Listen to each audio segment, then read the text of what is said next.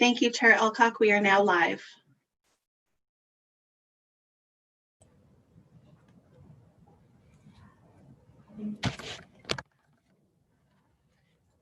Okay,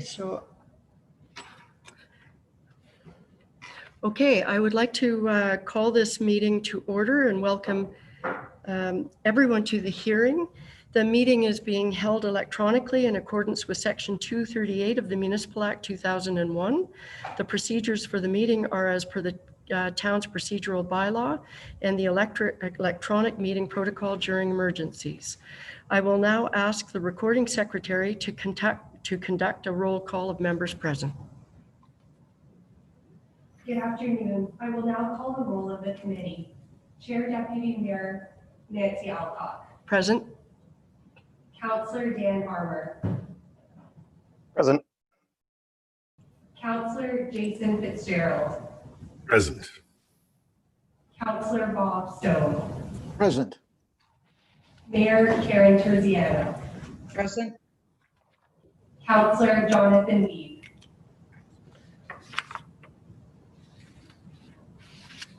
Okay. This is out of order, eh?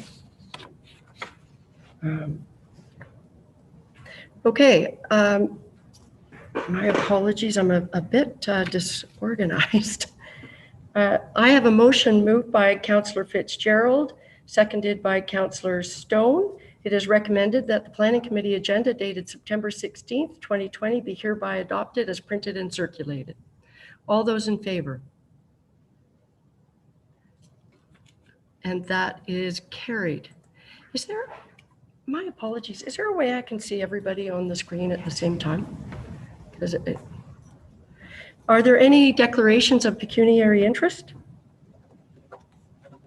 I can't see anybody.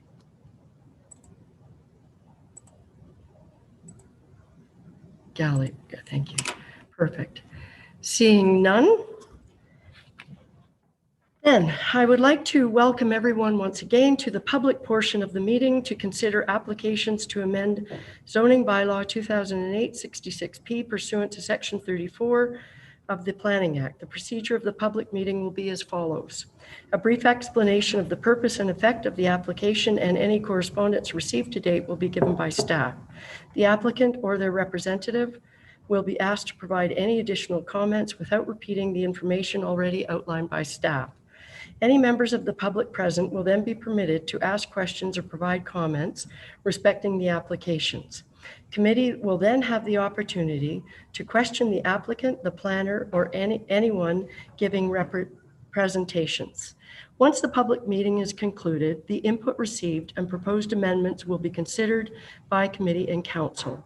Any persons making representation are requested to first state their name and mailing address. Please note that presentations are limited to 10 minutes. Please also be informed that an appellant must provide an oral submission at the public meeting or written submission prior to the passage of the zoning bylaw. Otherwise, the local planning appeal tribunal may dismiss the appeal. If you wish to be notified of the passage of a zoning bylaw, you must file either with the recording secretary or with the clerk a written request for notification prior to the passage of the proposed zoning bylaw. Each notice of complete application and public meeting included an explanation of the purpose and effect of the proposed amendment, and notice was required to be posted at the subject lands. Notice was therefore considered to have been provided in accordance with the provisions of the Planning Act and applicable sections of the Huntsville Official Plan. And with that, we will now deal with application number Z21-2020 HTE Nelson, and I would ask Curtis Savret if you would start with that, please. Thank you, Chair Alcock, members of committee, and those members of the public with us here today. The subject property is located at 93 Burnell Road. The lot is designated residential within an intensification corridor of the official plan and zoned residential 1. The purpose and effect of this application is to rezone the lands from a residential 1 zone to a residential 2 zone, with an exception to increase the required rear yard setback from 10 meters to 40 meters, and to require the retention of vegetation within 40 meters of the rear lot line, all to create 1 new residential lot. The proposed severed lot would have an area of approximately 1,011 meters squared and 15 meters of frontage on Burnell Road. The retained lands would have an area of approximately 1,375 meters squared and 20 meters of frontage on Burnell Road. The official plan states that residential intensification will generally be encouraged throughout the built-up area where existing infrastructure and services are available. The plan also identifies a number of intensification policies, such as promoting a range of housing choices, increasing densities, and achieving an appropriate transition of built form to adjacent areas. Constraint mapping has indicated that steep slopes are present on the westerly portion of the subject lands abutting the rear lot line. In accordance with the official plan, the applicant has proposed a 40-meter rear yard setback, which would leave sufficient room for a dwelling that mirrors the building setback of the existing development on the severed lot. To ensure existing vegetation is retained and to help preserve the stability of the slope, a requirement to maintain natural vegetation within the 40-meter rear yard setback has also been included. The application has been circulated in accordance with the provisions of the Planning Act. No objections have been received. The application appears to conform to the policies of the official plan and provincial policy statement, and therefore staff are recommending approval. Thank you, Curtis. I would now call upon the applicant or the representative to provide any additional comments. I will now ask if the applicant or the representative would like to speak by using the raise hand function. Chair Elcock, I do see one hand and will now bring them into the meeting. Just a note that during the transition, your video panel will be momentarily interrupted. Once you've been added to the meeting, your video will appear in the committee member panel.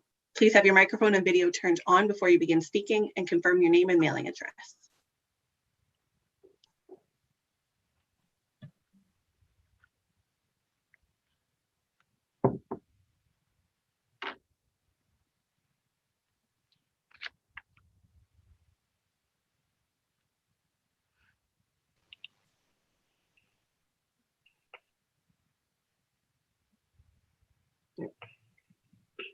Am I ready to go? Yes, I think so, Lanny. I can see you, so I'm assuming everybody can. Okay. Good afternoon, Chair Alcock Committee, Lenny Dennis, Wayne Simpson and Associates. Represent the owners of the property. I think that's a fair and accurate assessment of the proposal, and certainly concur with the planning department to recommend the zoning bylaw amendment be approved in the severance. I think it's fairly straightforward zoning bylaw application. It's to facilitate the creation of one new vacant urban residential building lot in an area that's been designated for intensification and infilling. And I think it is an ideal location for an infilling lot in the urban area to utilize and optimize the use of existing municipal infrastructure. It complies with the R2 zoning, and actually zoning at R2 increases the density marginally from what the R1 zone is right now to the R2. We have no issues with respect to the conditions. We met with District Public Works on site, and they had no issues with respect to getting an entrance in off Burnell Road, the district road. So I would respectfully request committee recommend approval of council of the zoning bylaw amendment and move forward with the severance application. Thank you.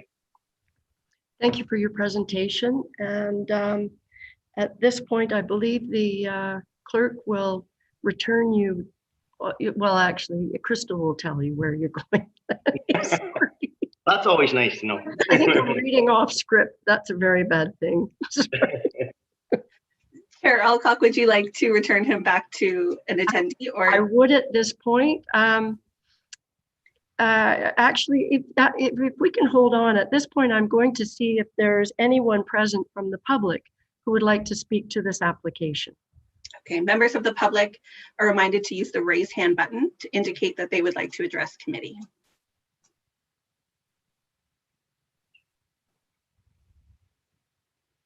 And Chair Elcock, I'm seeing no hands raised. Okay, I appreciate that. So thank you. I'm doing something maybe a little out of the ordinary. I'm going to read the motion, and then I will ask committee if they have questions of either Curtis or Lanny regarding the motion. All right? So I have a motion moved by Councillor Stone, seconded by Councillor Fitzgerald. It is recommended that Planning Committee approve zoning bylaw amendment Z21-2020 HTE, changing the zoning from a residential 1 zone to a residential 2 zone with an exception to require a 40-meter rear yard setback and permit the creation of 1 new residential lot. With that, I would ask if there are questions from committee. Councillor Stone. Just a quick question, probably to Curtis. It seems from the drawing I'm looking at kind of skinny. Is there an appropriate building envelope? Yeah, thank you. Through you, Madam Chair. The required frontage for a residential 2 lot is 15 meters. So the lot would comply with the minimum frontage requirement. The setbacks in the residential 1 and 2 zone are also reflective of being urban residential lots, and a building could be built on the lot that would comply with all required setbacks. Thanks. Okay. Are there any other questions? Seeing none, then I guess I'll ask Lanny, Crystal, if you could send Lanny back, that would be great. I will do that now. Thank you.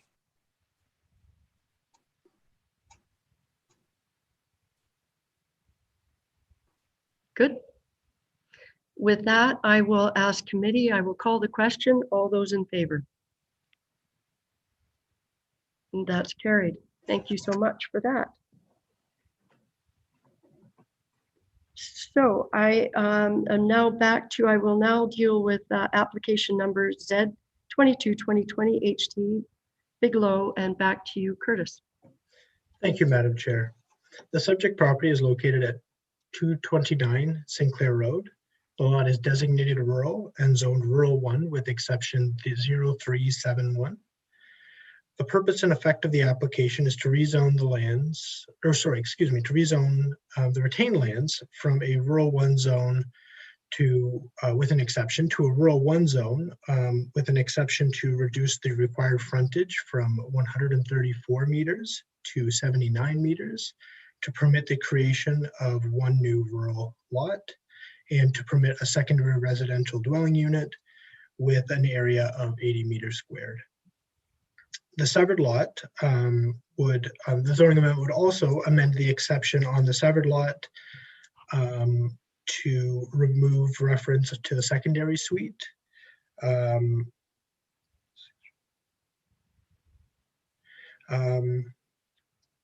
Excuse me, my apologies, I've lost my place. Excuse me. So for the severed lot, the exception 0371 will be amended to remove reference to the secondary suite / office within an existing structure, as well, and the lot would, my apologies. So the purpose of the consent application then would be to create 1 new rural lot with an area of approximately 2 hectares and 134 meters of frontage on Sinclair Road. The retained lot would have an area of approximately 13 hectares and 79 meters squared of frontage on the year-round municipally maintained portion of Sinclair Road. Section C874 states the minimum requirements for a new rural lot will be 2 hectares of lot area with 134 meters of road frontage, as a retained lot would only have 79 meters squared of frontage on Sinclair Road. The proposal would not appear to be in keeping with the requirements of the official plan. The application was circulated in accordance with the provisions of the Planning Act. No objections have been received. The application does not appear to conform to the policies of the official plan, and therefore staff are recommending the application be denied. And my apologies for losing my place there, Madam Chair. I obviously had something going on here which shouldn't have been, so. And maybe it's my my confusion at the beginning of the meeting that set the tone. Sorry, Curtis. All right, thank you for that. And at this point, I will call upon the applicant or their representative to provide any additional comments if they'd like to. I will remind the applicant or the representative if they would like to speak to please do so by using the raise hand function. And I do see 1 hand raised.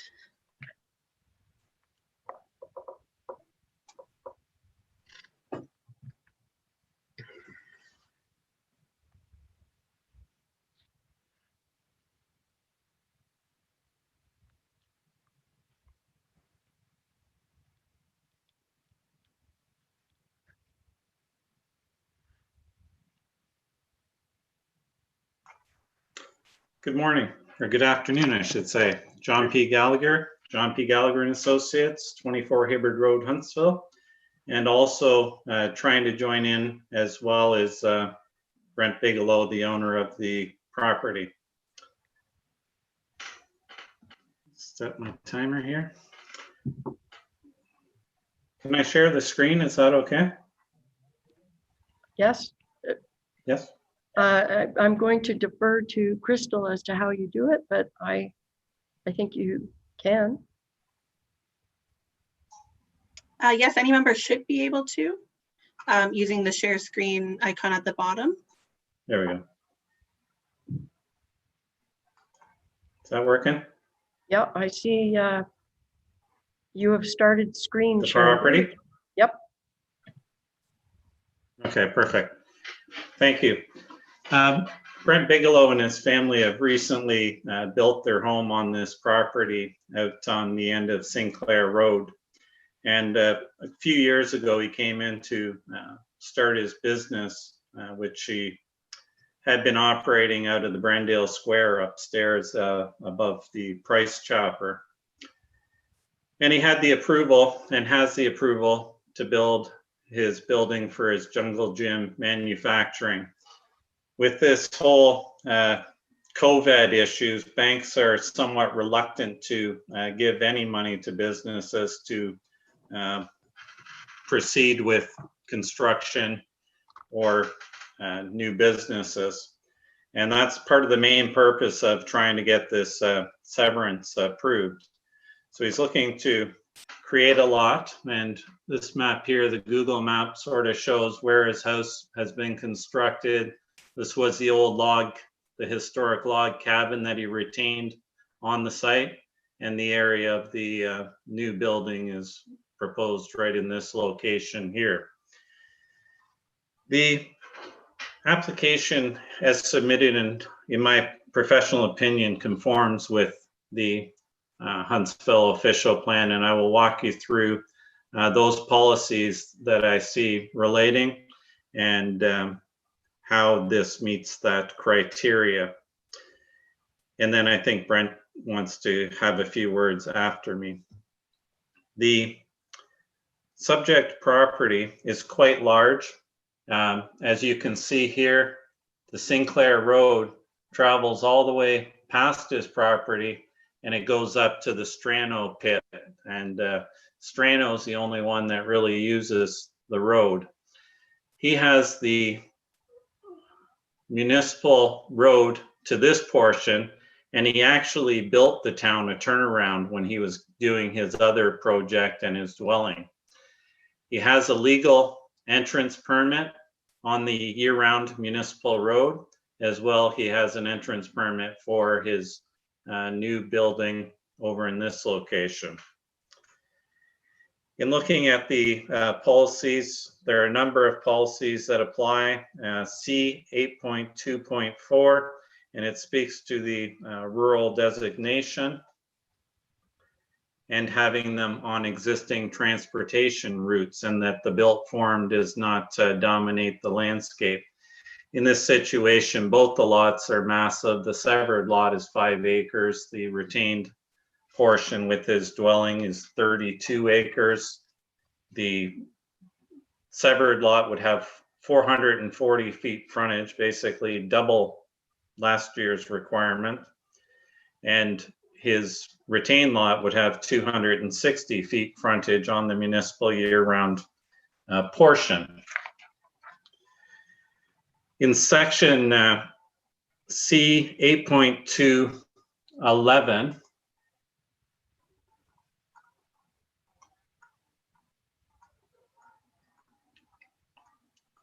it speaks to a number of the criteria in protecting the rural character. And these are such that the built form shouldn't dominate.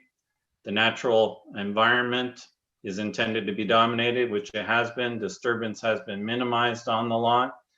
Although he doesn't have a lot of trees on this portion, any of the ones that he does have, he has retained, and the town had asked him to retain trees along the street and along the west boundary to minimize any visual impact, which he has identified and tied down through site plan control. In section 8.213, it speaks of the access. New development will front upon and be accessible from a year-round municipal road. The severed lot meets the requirements of the full 134. The retained lot is accessible from the year-round portion. Goes on further. The uses I won't get into because the uses are permitted. We're not changing the uses that were entrenched in the zoning. We're just clearing up the configuration of the lots by removing the jungle gym from the retained lot, moving it over to the new lots. In section 8.219, it states that they shall generally be greater than those in other designation, and a variety will be required. And these matters addressed prior to the creation of the lot. 8.2.20, unless otherwise specified, new rural lots should be a minimum of 4 hectares with 134 meters frontage. Then you go further into the policy under section 8.2. Sorry.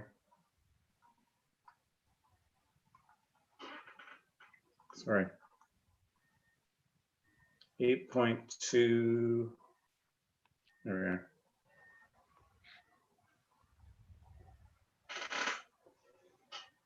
Again, rural residential is permitted on existing year-round maintained publicly owned roads.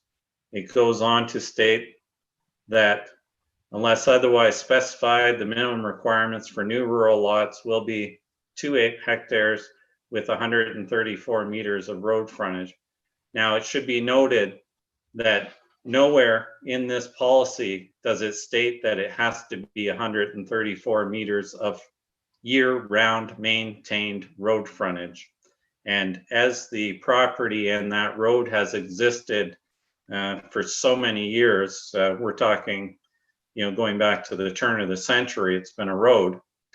He has met the policy, and this was tested once many years ago with Randy Spencer in an OMB hearing on Tucker Lake Road in Huntsville, and the board ruled in his favor on a similar wording of the previous official plan.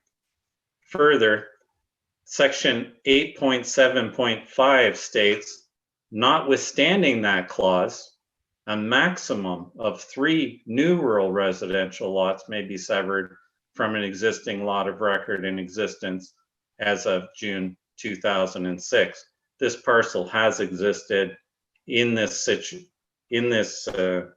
configuration since that road was put in many, many years ago, and it well predates the 2006 requirement. And I think everyone is familiar with the notwithstanding clause and the power that it has. The rural residential development, we're not looking to construct any new roads. We have municipal services available to the house. There's emergency services available. The other part to the overall proposal is with the provincial policy, we're taking advantage of an existing municipally maintained road.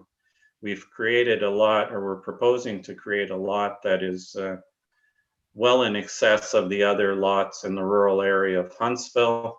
The retained parcel has approximately 32 acres, which is well in excess of the typical 10-acre parcel size. I believe that the proposal meets the intent of the Huntsville official plan. Again, the bylaw in the RU1 has lower standards.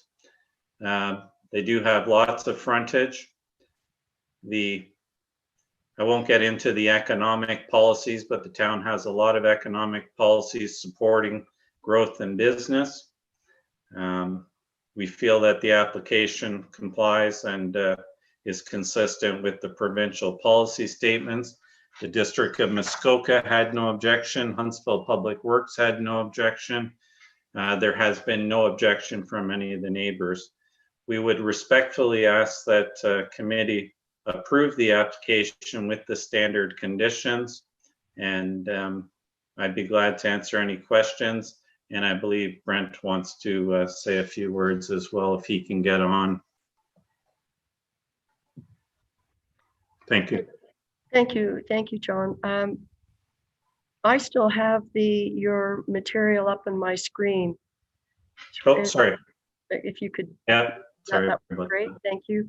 And I will ask Crystal, is Brent in? Or are you bringing in? I do see Brent in the attendee list, so I will bring him in. Thank you.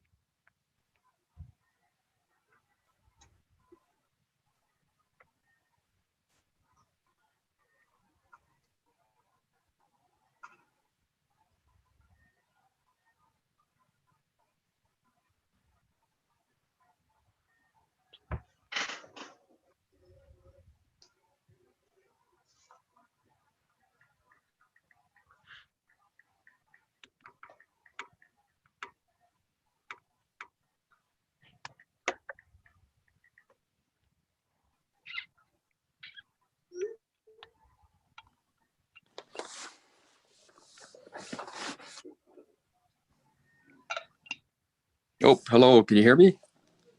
Yes, I can hear you. So I'm assuming. You can Okay, good.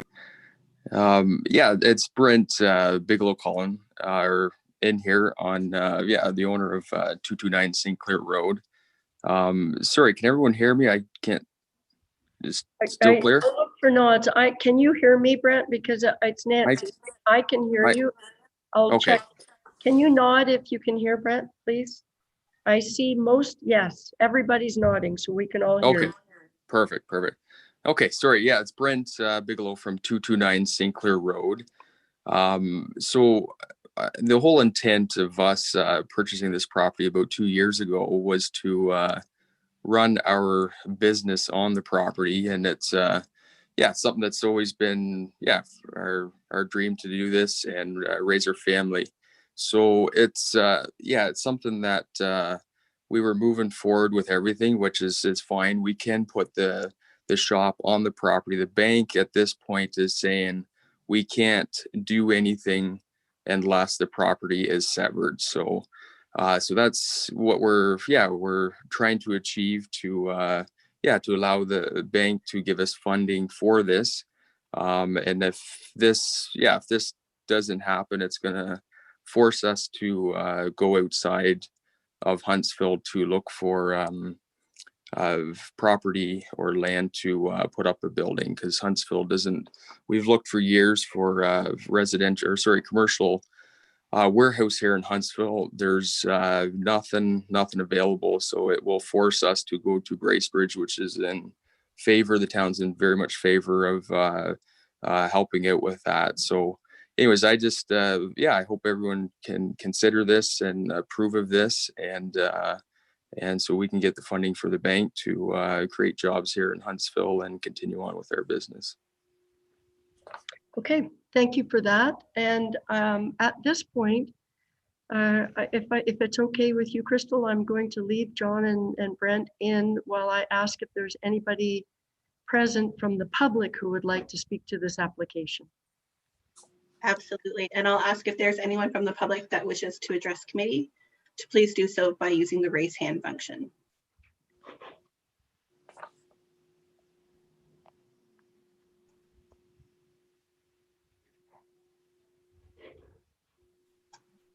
And I'm seeing no hands raised.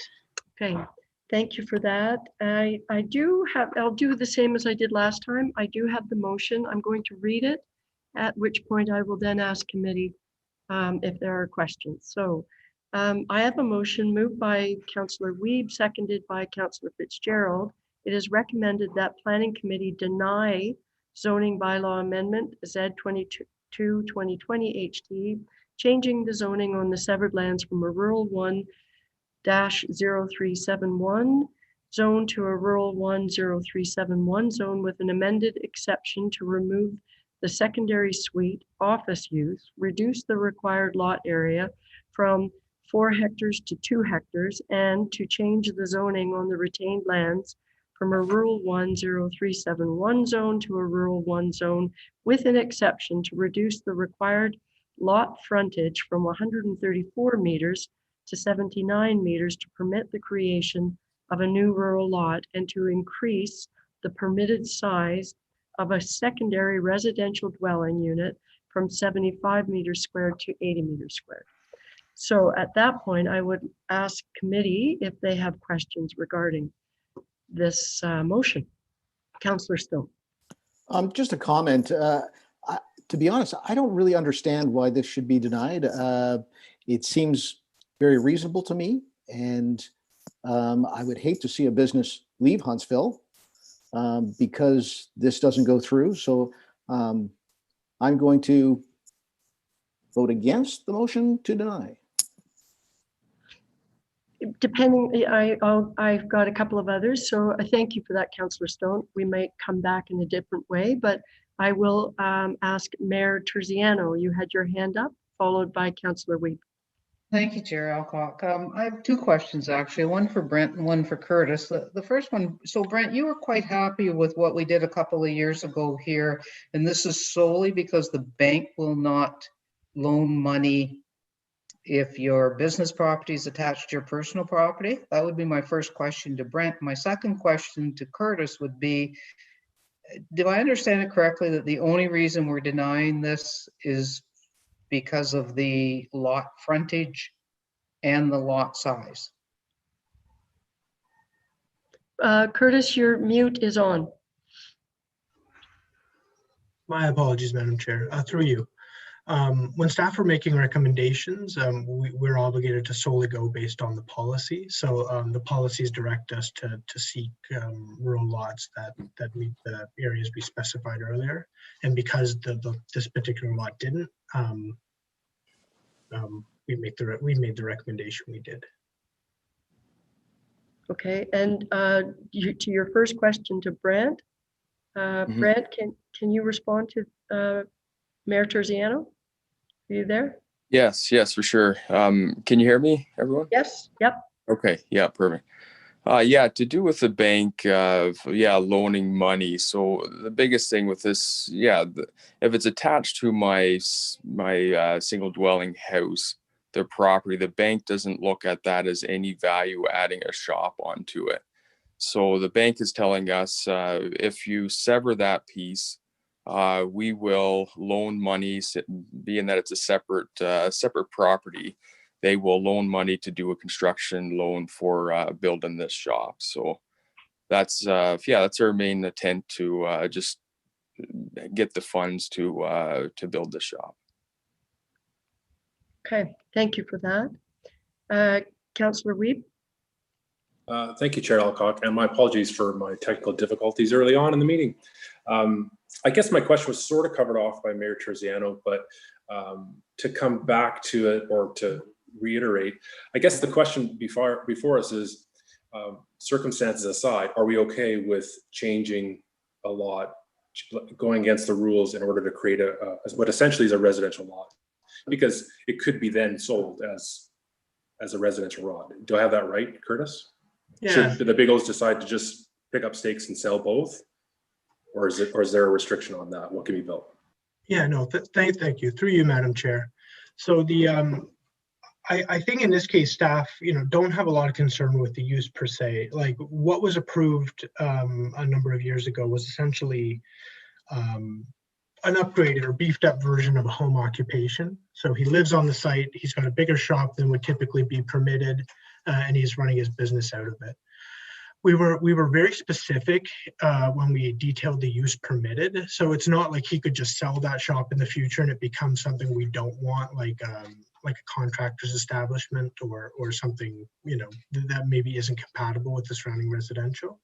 So from that perspective, the only really permitted use for that shop is a playground equipment manufacturer. So from that perspective, if he chose to sell in the future, it would essentially just become a shop for somebody's use in association with residential. So there isn't a lot of concern with necessarily the use. But I guess the only other thing to consider would be that if Mr. Bigelow chose to sell the home in the future but keep the shop, committee may wish to impose some additional buffering abutting that common lot line to ensure that, in that case, whoever buys that lot will be sort of buffered from the shop. Hopefully that answered your question, Councillor. Okay, I do have a quick question, about, if I may, to follow up on that. As I understand it, what John was pointing out was there was some inconsistency with our zoning bylaw versus our new OP. And I think some of the policies that you had identified would actually accept this kind of this recommendation. Am I correct? And this is where we've got the old zoning, and so your hands are tied to that. Is that correct, Curtis? Or Oh, my apologies if I misunderstood the question, Madam Chair. no, not at all. That's kind of I don't think that was Jonathan's question. Oh, I see. To answer the question though, the proposed lot size wouldn't meet the current zoning, but it would be addressed through the zoning should committee choose to approve it. The issue here is more that we're given lot sizes, minimum lot sizes in the official plan. So a rural residential property, for instance, requires 134 meters of road frontage on a municipal year-round maintained road and 2 hectares of lot area. And that's the policy that this particular proposal offends. So staff's recommendation is for the most part based on that specific provision. So Can if I may ask to that specifically, because what you showed us on the screen, it implied that there was a bit more flexibility around that. So that's not correct. May I, just for clarification, on the severed lot, the one that's, that meets the requirement. That has 134 meters and it also has 2 hectares lot area. So that lot complies. It's the other one, and that lot area is significantly larger than the 4 hectares. And it's just the road issue. Now, there's nowhere in that official plan that I could find that said all the frontage has to be year-round maintained road. It speaks about having access from a municipal year-round maintained road, which he does on both of the lots. But nowhere in there does it state that frontage has to be year-round municipally maintained. That road has been in existence forever. It's used by Strano till the snow can't get in there. Okay, so that was, I think, the point that I was trying to understand. Certainly, that was the way I interpreted that. And I appreciate Curtis mentioning that the only use for that building is the jungle gym, and we're not looking at changing that. It's just for this purpose that we're talking about. Okay, thank you. Are there any other comments or questions from committee? Yes, Mayor Terziano. Thank you, Chair. I would just say that I understand that Curtis is following the rules of our plans, but I agree with Councillor Stone. I don't see any reason why we should deny this, and I would be prepared to move that we amend it to remove the word deny and insert the word approve. Okay, and Councillor Stone, will you second that motion? Perfect, thank you. As always, look at this, eh? It's magic. The way the mayor speaks and 2 seconds later. Wow. I have a motion moved by Mayor Terziano, seconded by Councillor Stone. It is recommended that the following word be deleted, deny, and further that the following word be inserted in its place, approve. I can't see everybody, but now I can. Are there questions or comments about that motion? Seeing none, all those in favor? And that carries unanimously. Thank you. So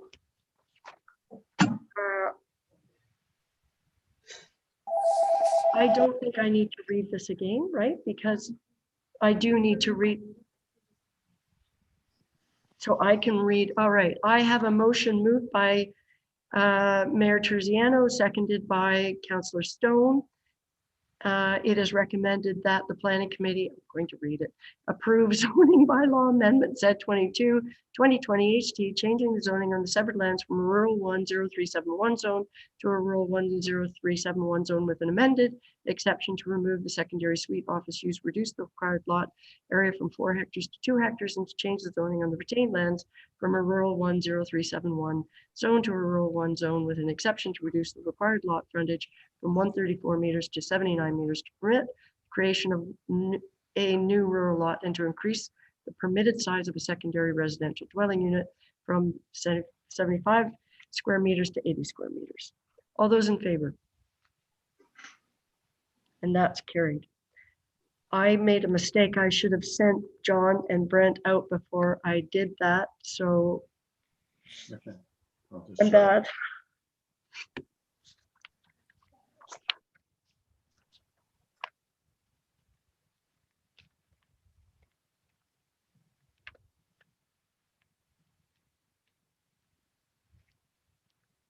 Okay. And they are out. I still have John up in my screen.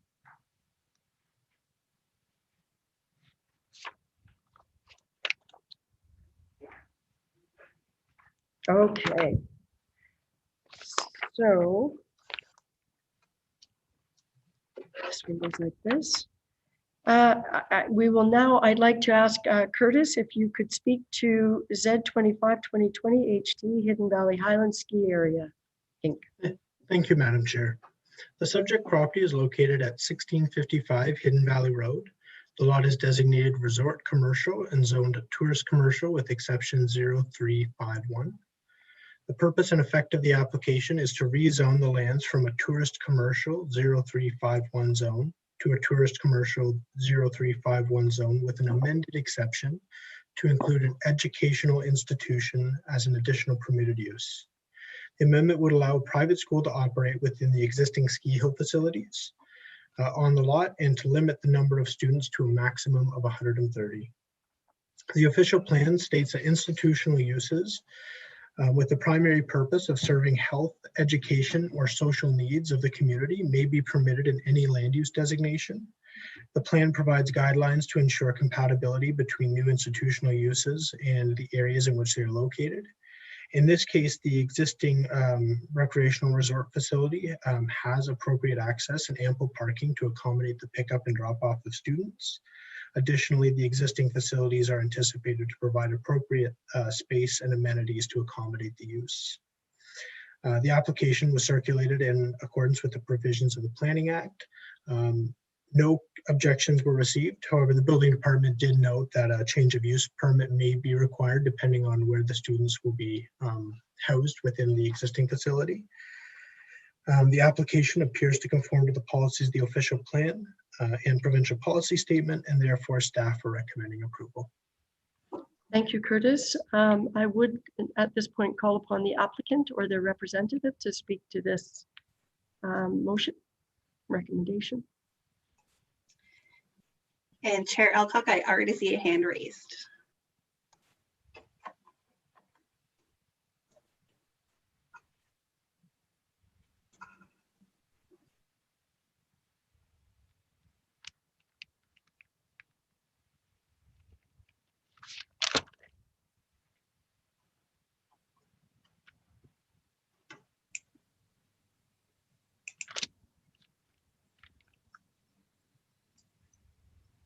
Hi there, can you hear me? Yes, I can. Can everybody else hear? Yep, you're good to go. Great. It's Andrew Rusnick. I'm the general manager for Hidden Valley Highlands Ski Area, 1655 Hidden Valley Road, Huntsville, Ontario. Just in further to what Curtis has said, the school that is interested in coming in here is something that's a fantastic fit. They spend about 80% of their time outside on teaching students in outdoor activities, in outdoor learning space, and it'll allow us to utilize our property in such a way that these kids can have a fantastic setting to learn and to grow. It's very similar to the school that was at Towingo that has shut down now, and so we're just trying to allow these same students that would attend Towingo College to continue on with the same sort of atmosphere.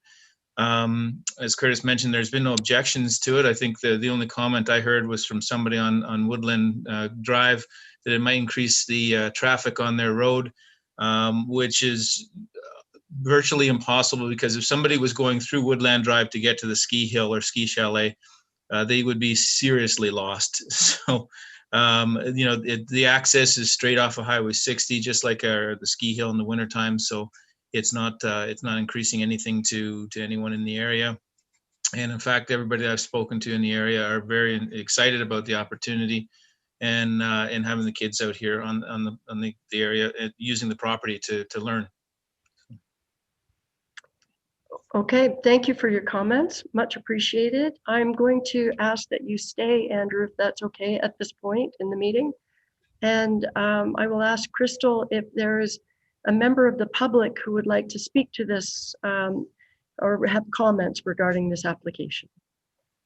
Members of the public are reminded to use the raise hand button to indicate that they would like to address committee. And Chair Alcock, I do see one hand raised. Okay.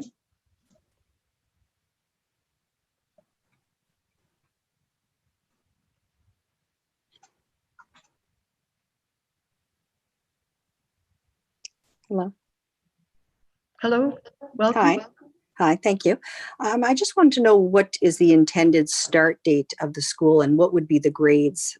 What would be the grades for the school? Okay, I will put that to Andrew. Could you respond, or Curtis? Sorry, my apologies. I see Curtis saying, wait a minute. Curtis, if you could respond. No, and I will thank you, Madam Chair, through you. If Andrew can correct me if I'm mistaken, I believe, Lisa, the intended grades currently are grades 1 through 4, and that could expand as depending on the success that they have with those grades. In terms of start date, should committee approve the application, it would need to be ratified by council at the end of the month. And then there would be a 20-day appeal period following that. And once that's all said and done, the use would then be permitted and school could start. In terms of the actual start date and when that would be, I guess perhaps I should defer that to somebody associated with the school, but it couldn't start, unfortunately, until after that appeal period. Okay, thank you. That's Thank fine. you. And if I may, it is actually junior kindergarten to grade 4 at the current. Right. And Mhm. if it did expand, it would be junior kindergarten to grade 8 only. So Yes, that's fine. Thank you both. Thank you for that. And thank you for the question. Okay, thank you. Bye, Lisa. Okay, I do. Are there any other members of the public who would like to comment on this?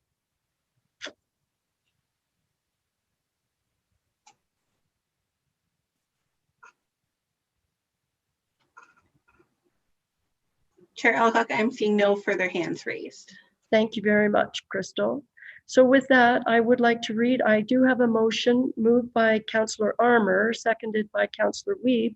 It is recommended that Planning Committee approve zoning bylaw amendment Z 25-2020 HD, changing the zoning from a tourist commercial 0351 zone to a tourist commercial 0351 zone with an amended exception to include an educational institution as an additional permitted use within the existing facilities and to limit the maximum number of students to 130. So with that, I would ask if there are questions from committee. Okay, seeing none, I will ask Crystal if you could move Andrew out of our gallery. That would be great. And then I will call the question.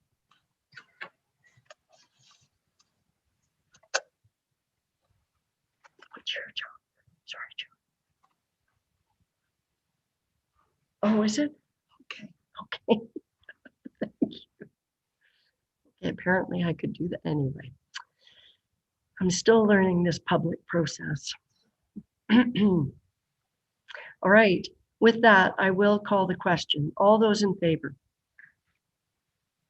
And that's carried unanimously. Okay. That was it. That's it for the public, right? So with that, now that all comments have been received, I declare these public meetings respecting the above applications to be concluded. We will now move to the non-public portion of the meeting. If the applicant or their agent wishes to make comments regarding their application, please raise your hand after the staff presentation. Correct? Yeah, good. And we will start with the report from Curtis regarding SPA 133207 HD Terracin Holdings Limited. Are we? My apologies. I need 1 second here for a process clarification.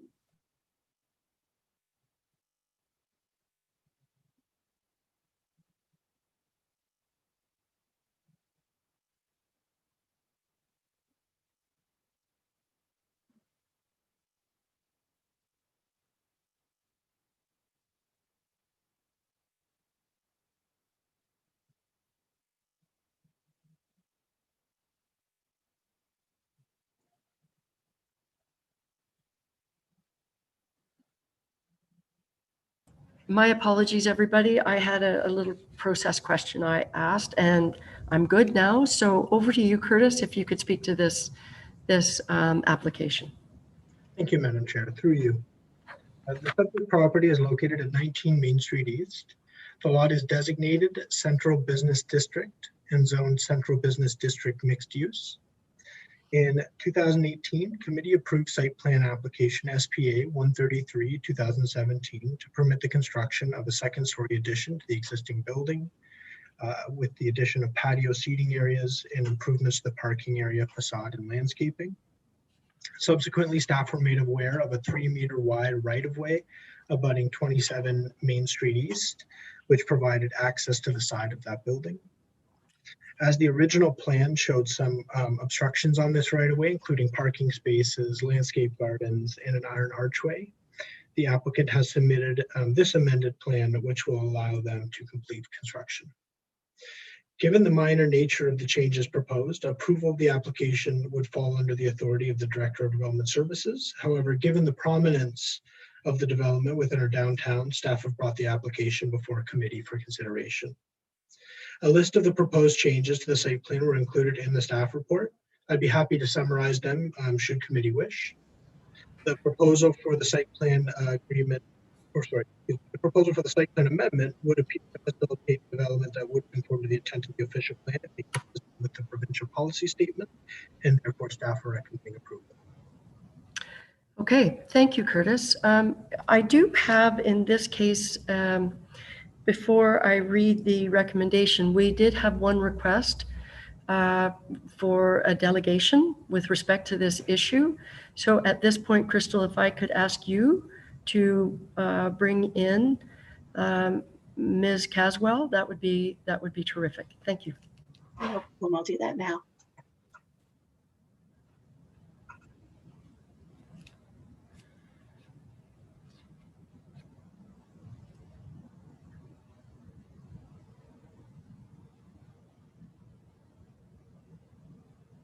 Where's Bob?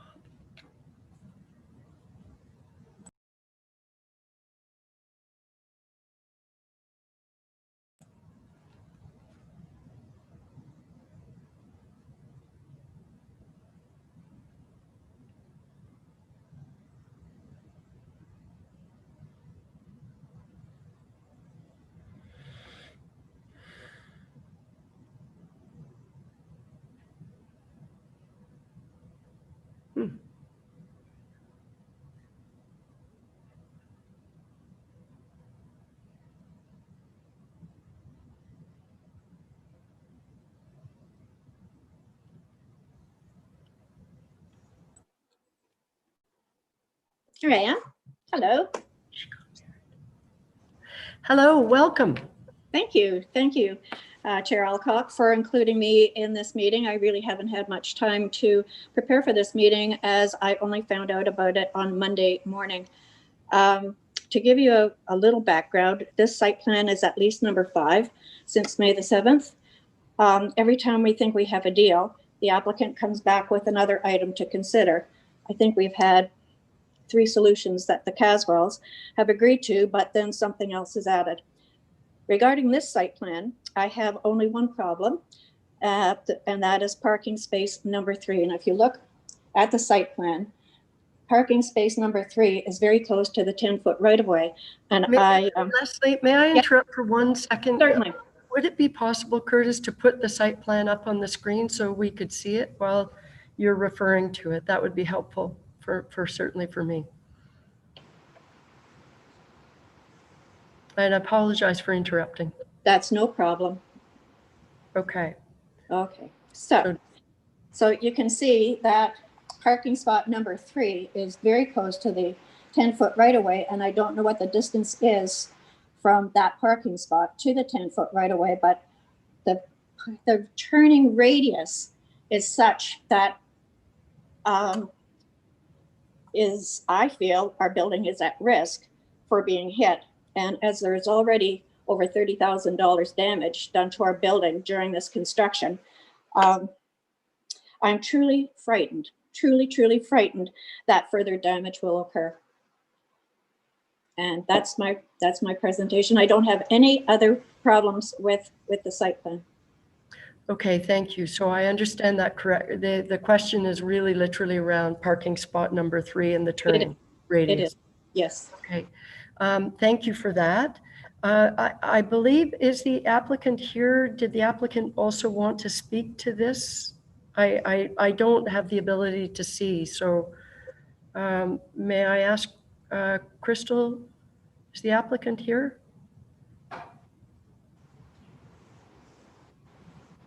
I believe so. I just saw a hand raised, so I will bring them in. Okay, thank you.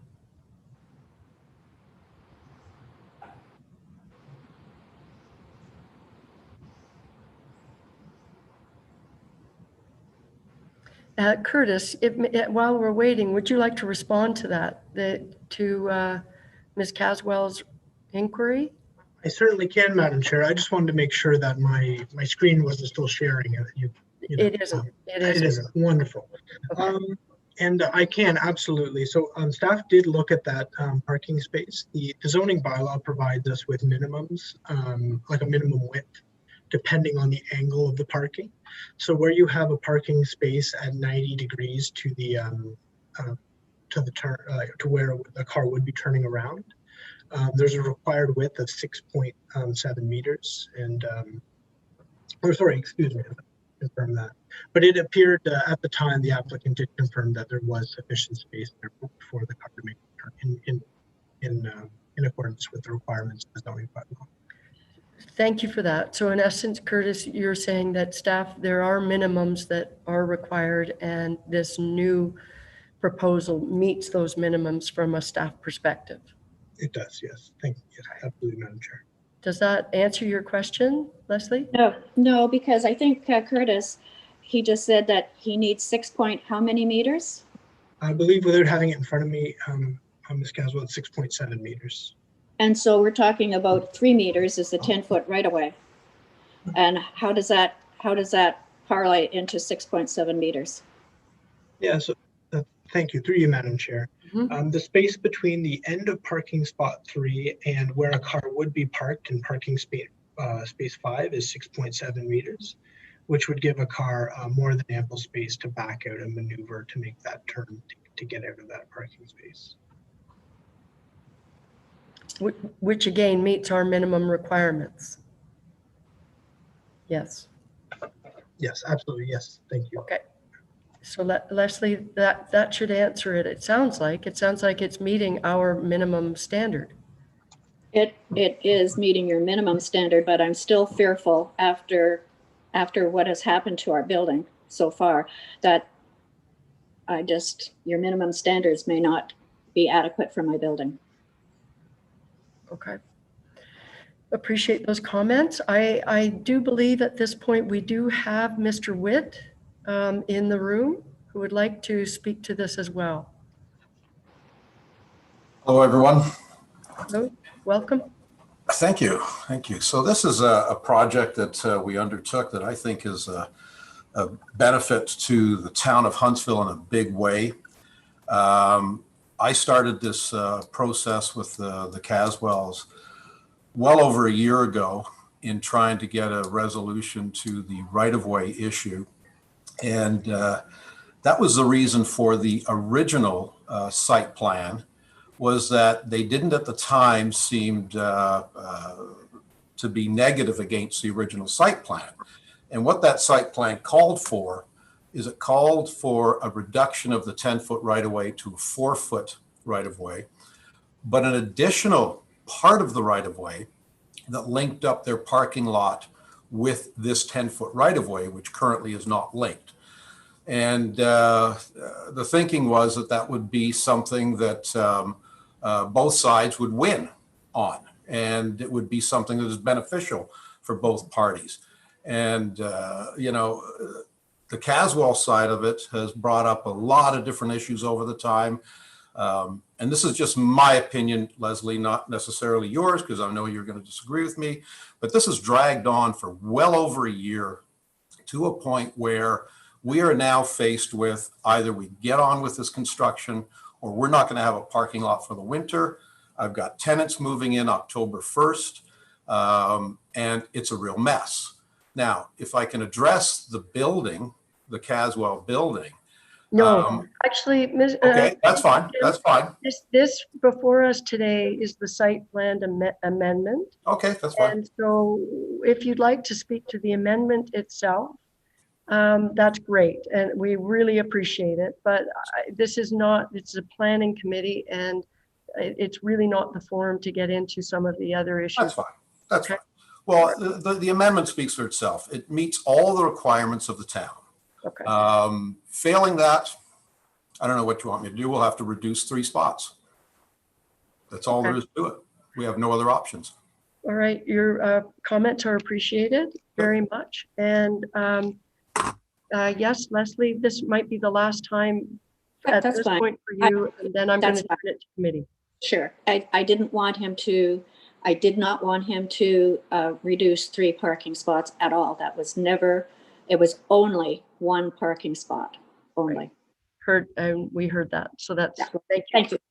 Reiterating. So at this point, I will ask members of committee, we do have a motion, and I will read it. It is moved by Councillor Armour, seconded by Councillor Stone.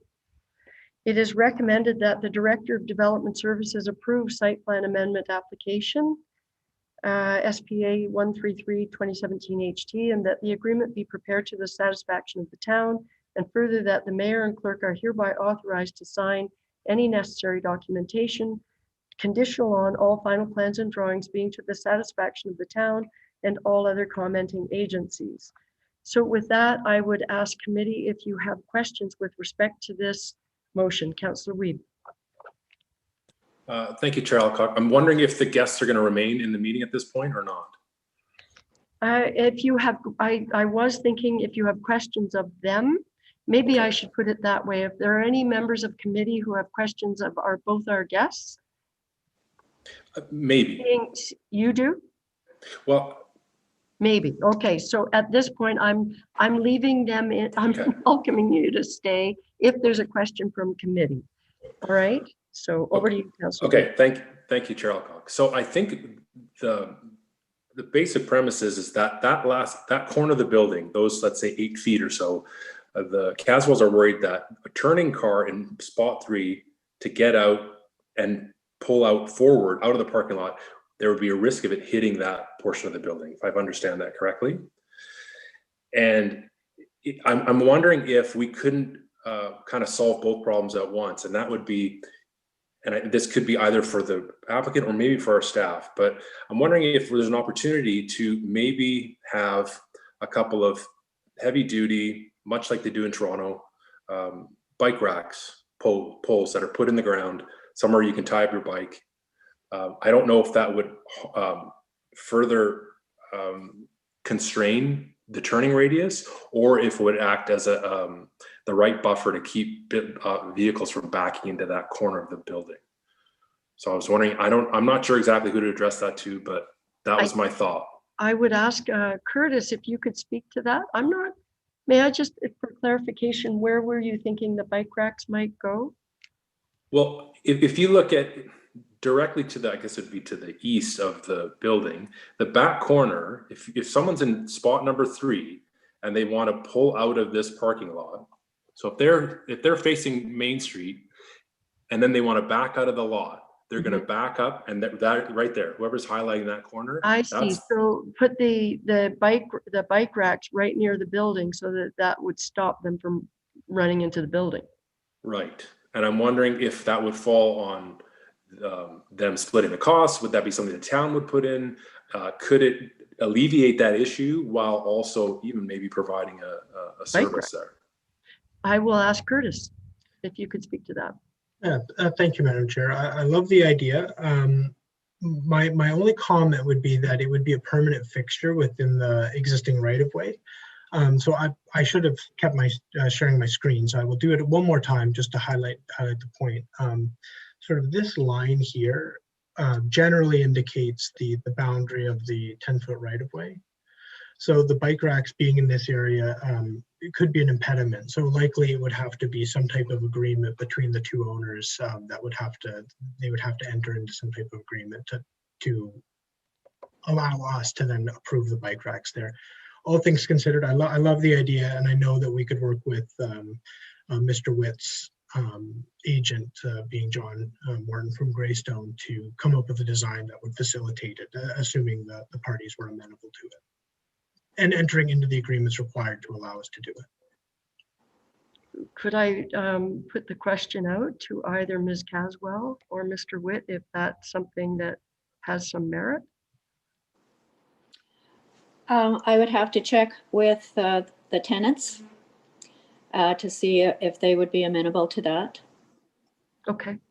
All right. So, and frankly, that's not in the motion that we have before us. The motion before us is approving the existing site plan. Not to say, Councillor Weeb, that that isn't a great idea, but maybe it is something that could be worked on post this. I'm not sure. I see Mr. Witt's hand up, and then Councillor Weeb, right back to you. No, I have no issues with that, except there's twofold. Number one, it may, and again, an agreement could be struck where you have bike racks, and but that agreement will also lapse if somebody sold their property. Meaning the agreement can only be with the owners of the property today. Let's say the Caswell sold in 5 years, or I sold in 5 years. That agreement now is null and void. It ceases to exist. The other problem that I have with the idea of a bike rack is people are going to put their bikes in it. Bikes will extend out from the bike rack.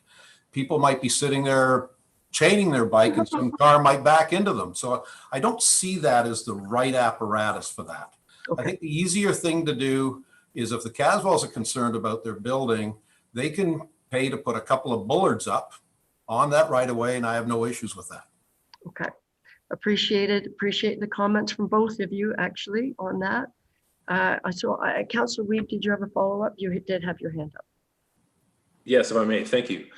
So that follows to the question, which is who actually has right to put anything on that right of way? Does the town set that over, or is that still town property? Like, could we put, say, a metal, stanchion or something? Curtis, will you please respond to this?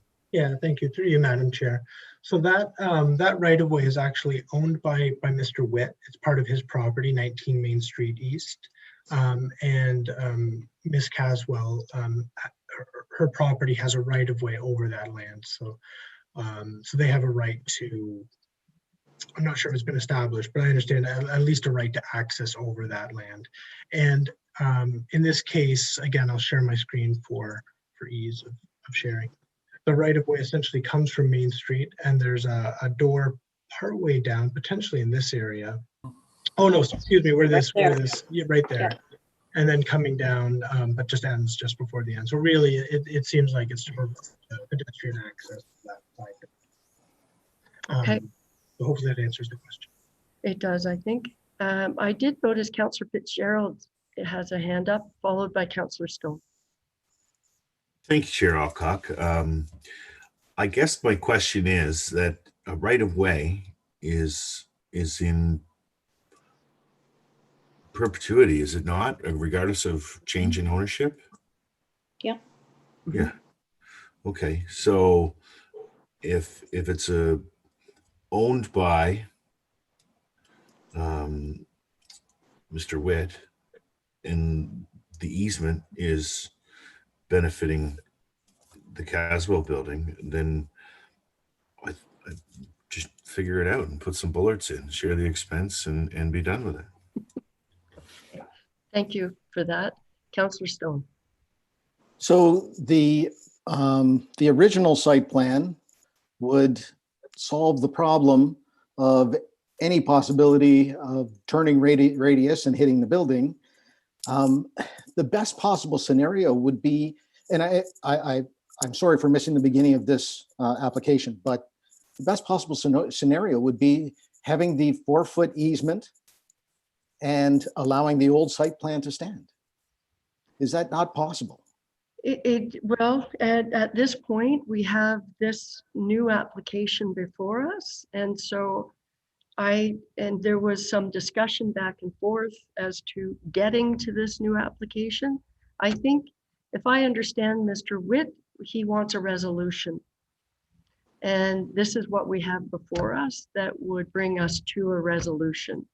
Am I correct? Can we ask Ms. Caswell if she would be amenable to going back to the 4-foot easement in order to, protect the building and have a better development next door? I will throw that to Ms. Caswell. Yes, we never objected to it. We just had a small problem. And because we were losing 3/5 of the right-of-way and it was benefiting Mr. Witt, I thought that perhaps any registration, any application, any survey should be on him. And because he is benefiting greatly. Can I speak? I think we're all losing here if we don't come to this resolution. And the best possible scenario seems to be that 4-foot right-of-way. Can we here today come to some resolution? Can the proponents speak to it right now? I will. Mr. Witt has had his hand up for a while, so I will ask him to speak. Well, a year and a half ago, we proposed a site plan because we did feel it was the best site plan. And we felt it was in everybody's best interest and everybody won. If you want to talk about the square footage of the right-of-way, I mean, yeah, sure, I get more square footage, but who cares at the end of the day? What the Caswells would have gotten out of the original plan was access from their parking lot to this right-of-way. Right now, the right-of-way can only be accessed from Main Street. It has been a horrible scenario trying to get to this point. We're at a point where we cannot come to an agreement because, number one, if we both benefit, then the original agreement called for both of us to share in the cost of registering a new right-of-way. I don't think that's unreasonable. But then at the very last minute, the Caswells came back and said, no, they're not going to pay for anything. They want us to pay for it. There's another part of this that complicates the situation. In that, when we were doing our construction, we found that the Caswells building, every bit of stormwater that goes onto their roof goes down through their wall and out into our new sewers that we just built and paid for. The problem with that is I said, okay, the town is going to be redoing their sewers on Main Street. So that's okay. You don't have to rip them out now, but when you redo the sewers, you do that. Because I don't want to have to take anybody else's stormwater. Number one, our sewers are never designed for that capacity. And number two, If something happens under that and one of those pipes breaks and then I get freezing, I've got an issue with the concrete that's going in being heaved. So I said to the Caswells, okay, fine. You can leave it there until you run the new sewers out to Main Street. All I ask is you provide me with an indemnification that if something happens to your pipe that is on our property and something happens to our concrete because of that, that you will pay for the damages. Pretty fair. Well, that's not going to fly, apparently. So, you know, that's the other thing that's getting in the way of all this progress. And that's not going to happen. I'm not going to have their pipe underneath my concrete, potentially damaging what we're trying to build here. And that's where we sit. I appreciate those comments. Councillor Stone, back to you. I would really echo, though, that what is in front of us today is, I understand. and I am not directing, I'm just saying to remind all of us, right? Because otherwise we will be here for all day, and we do have this proposal before us. And I just wanted to reiterate that. So Councillor Stone, to you. Well, I was going to head down that road and say, can't the new sewage go down the 4-foot right of way to our new sewer system that we're doing with Streetscape? And that solves the Caswell problem, and we get the best possible scenario, which is the 4 feet instead of the 10 feet. And I do appreciate those comments, because one thing, when I saw the revised amendment, and I appreciate where it's coming from, when we did our streetscape project, we looked at this particular parquet, whatever we call it, as one of our Muskoka moments. So we've just downgraded one of our major Muskoka moments on Main Street. And that's not a finger pointing to anybody, it just is, it's a fact. And that's unfortunate, because while we will get an alternative as far as a Muskoka moment, it won't be quite the same. And so to Councillor Stone's point, I appreciate where you're coming from, that the original idea was from an aesthetics and streetscape perspective, it was better. It was definitely better. So I see Mr. Witt's hand and Ms. Caswell's hand, and I believe Councillor Wiebe. Okay, Mr. Witt.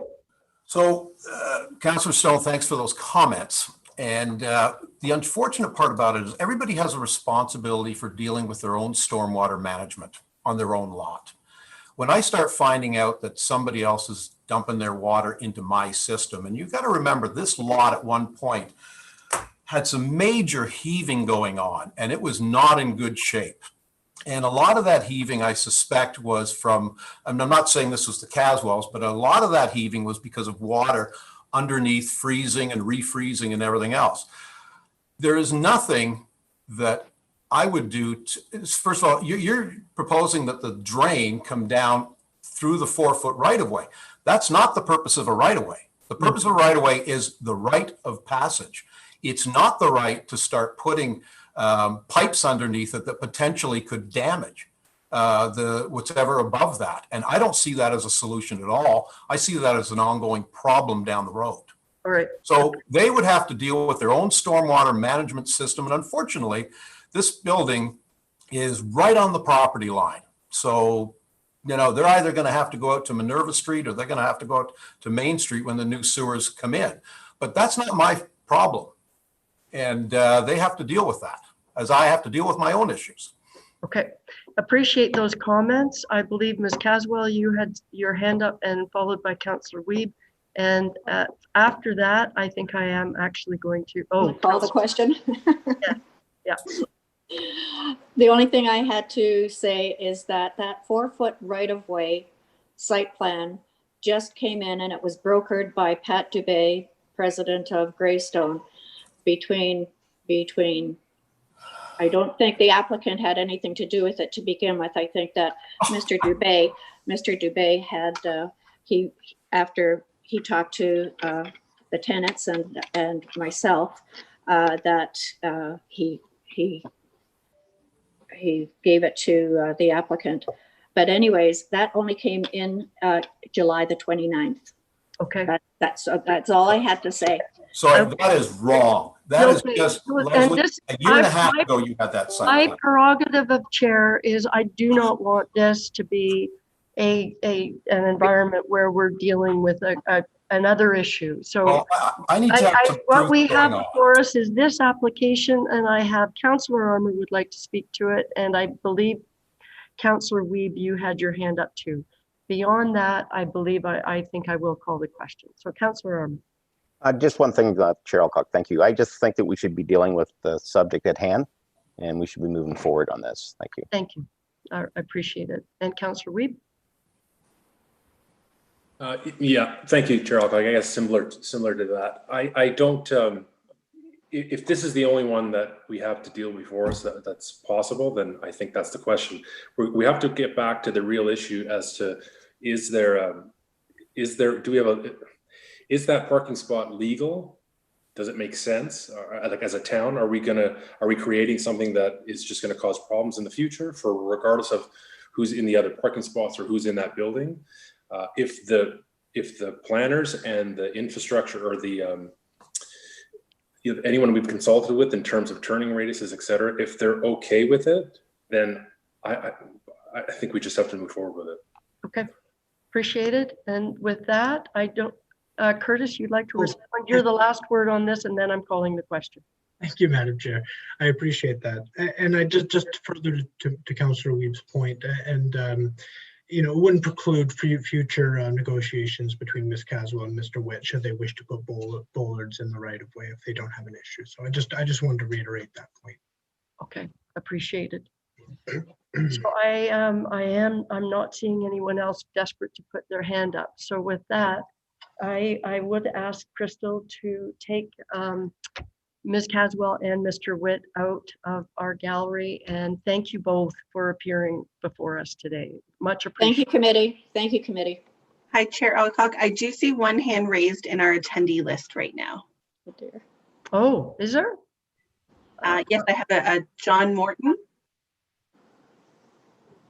Oh, with Greystone. Mm-hmm. So, okay. Has he been here all along and I just didn't ask? No, I see the hand up now. I believe it came up during a lot of the discussion there. Is committee amenable to hearing from Mr. Morton? Everyone's freezing. You're okay, Councillor Stone? Councillor Fitzgerald? If it relates to the application, yes. If it relates, thank you. I echo that. I echo If that. it relates exactly to this application, but definitely do not want more input on other issues. So if you want to bring John in, I'll put that to him. All right.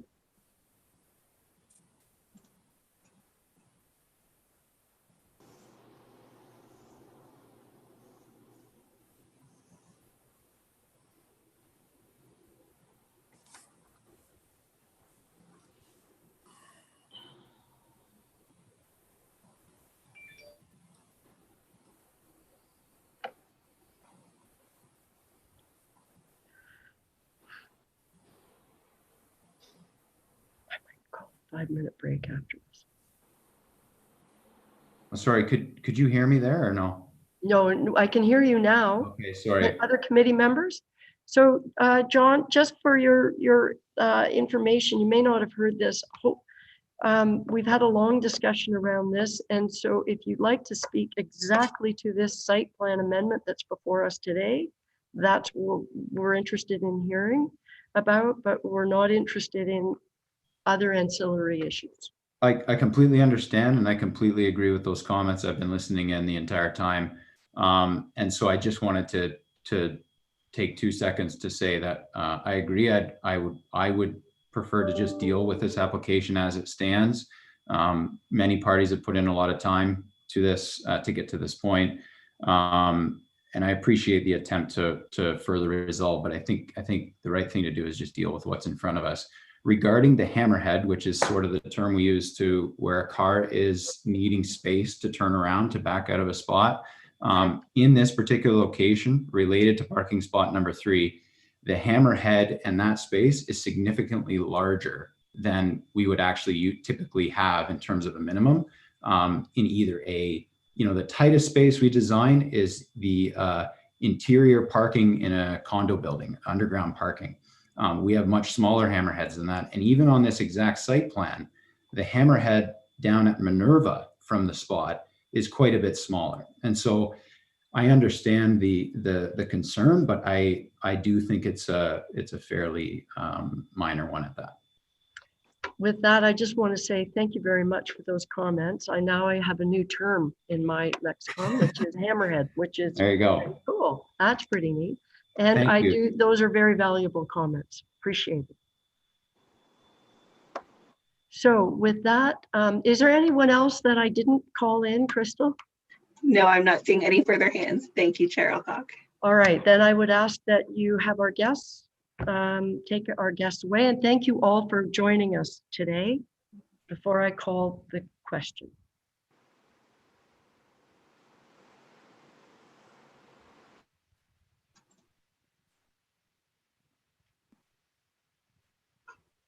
Okay.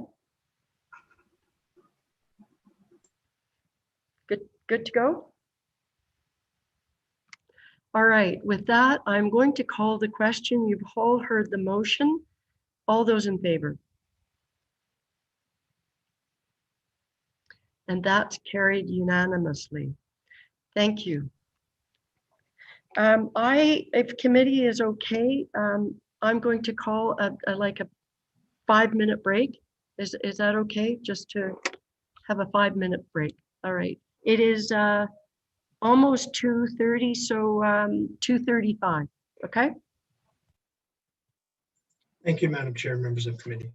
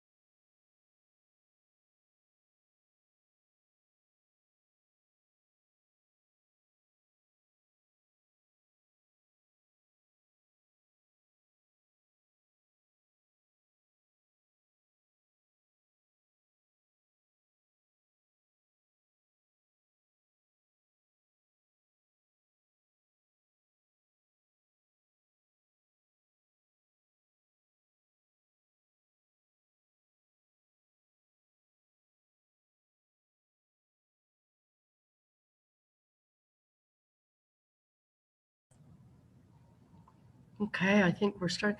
Hello, Ms. Peroski? Ms. Peroski, am I pronouncing that correctly? Where is Crystal? Proshi. Peroshi. Thank you, Jonathan. Ms. Peroshi, is that right? Peroshi. And so congratulations. Thank you. Late to the party. It went ahead anyway in August, I guess, with a smaller group. Congratulations. Thank you. Are you, well, I won't ask you here. This is probably not the right forum. Thank you. Thank you. Have I embarrassed you enough? These look amazing. I love these even without knowing.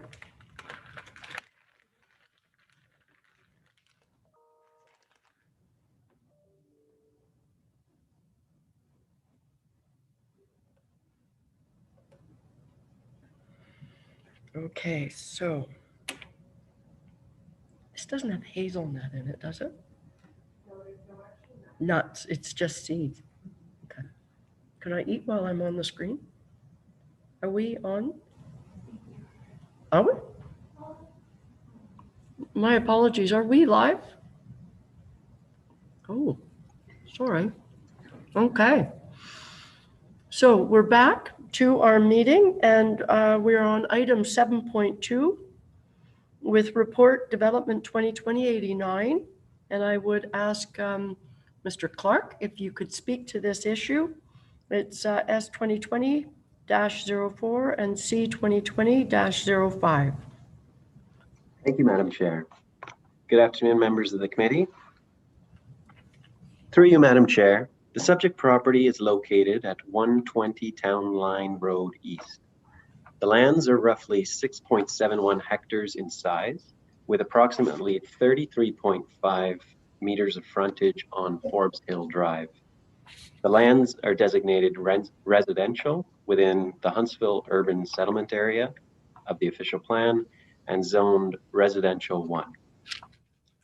Committee may recall the subject property from previously approved zoning bylaw amendment and vacant land condominium applications, which were zoning bylaw amendment application Z64 2018 and condominium application C 2018-13. Through these applications, the lands were rezoned from rural 2 to residential 1 to permit low density residential development and to permit a 5-unit vacant land condominium development consisting of 4 smaller lots and 1 larger lot, with access provided by a private condominium road over the existing privately owned section of Town Line Road East. The current proposal is to subdivide the lands to create 14 residential lots through a draft plan of subdivision application, as well as a block containing a condominium road to service each lot and provide access to Forbes Hill Drive over an existing private road known as Town Line Road East. Each lot would be a minimum of 685 meters squared in area with approximately 18 meters of frontage on a private condominium road. The largest lot would be approximately 5.1 hectares in area. Additionally, each lot would be serviced by municipal water and sewer services.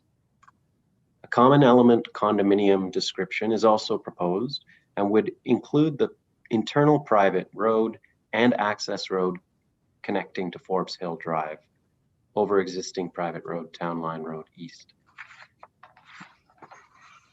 This common element condominium description will be tied to each parcel, each of the 14 lots created through the subdivision.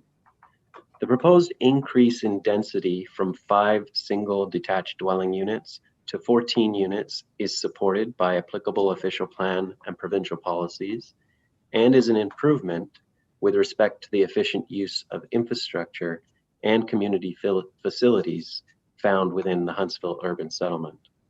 From a natural heritage perspective, the increased density would appear to be in keeping with natural heritage protection policies as the development occurs in areas of the property that are sufficiently set back from natural constraints, and appropriate mitigation measures are proposed and the natural heritage are proposed to protect the natural heritage features on site.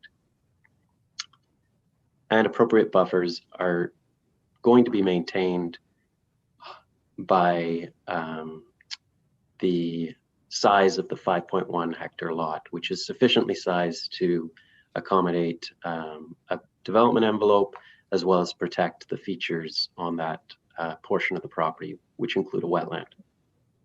The conditions suggested by staff will ensure appropriate recommendations of the final approved technical studies will be implemented as part of the development, and further that suitable details respecting stormwater management, construction mitigation, and drainage will be identified for site level implementation.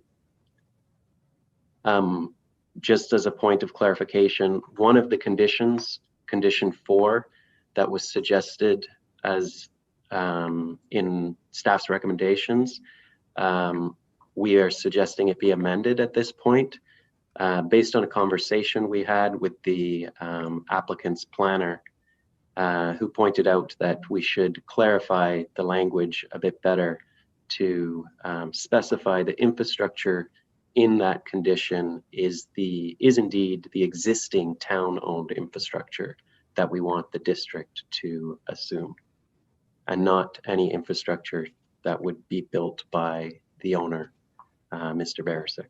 So we've proposed an amended condition that I believe Chair Alcock will be reading.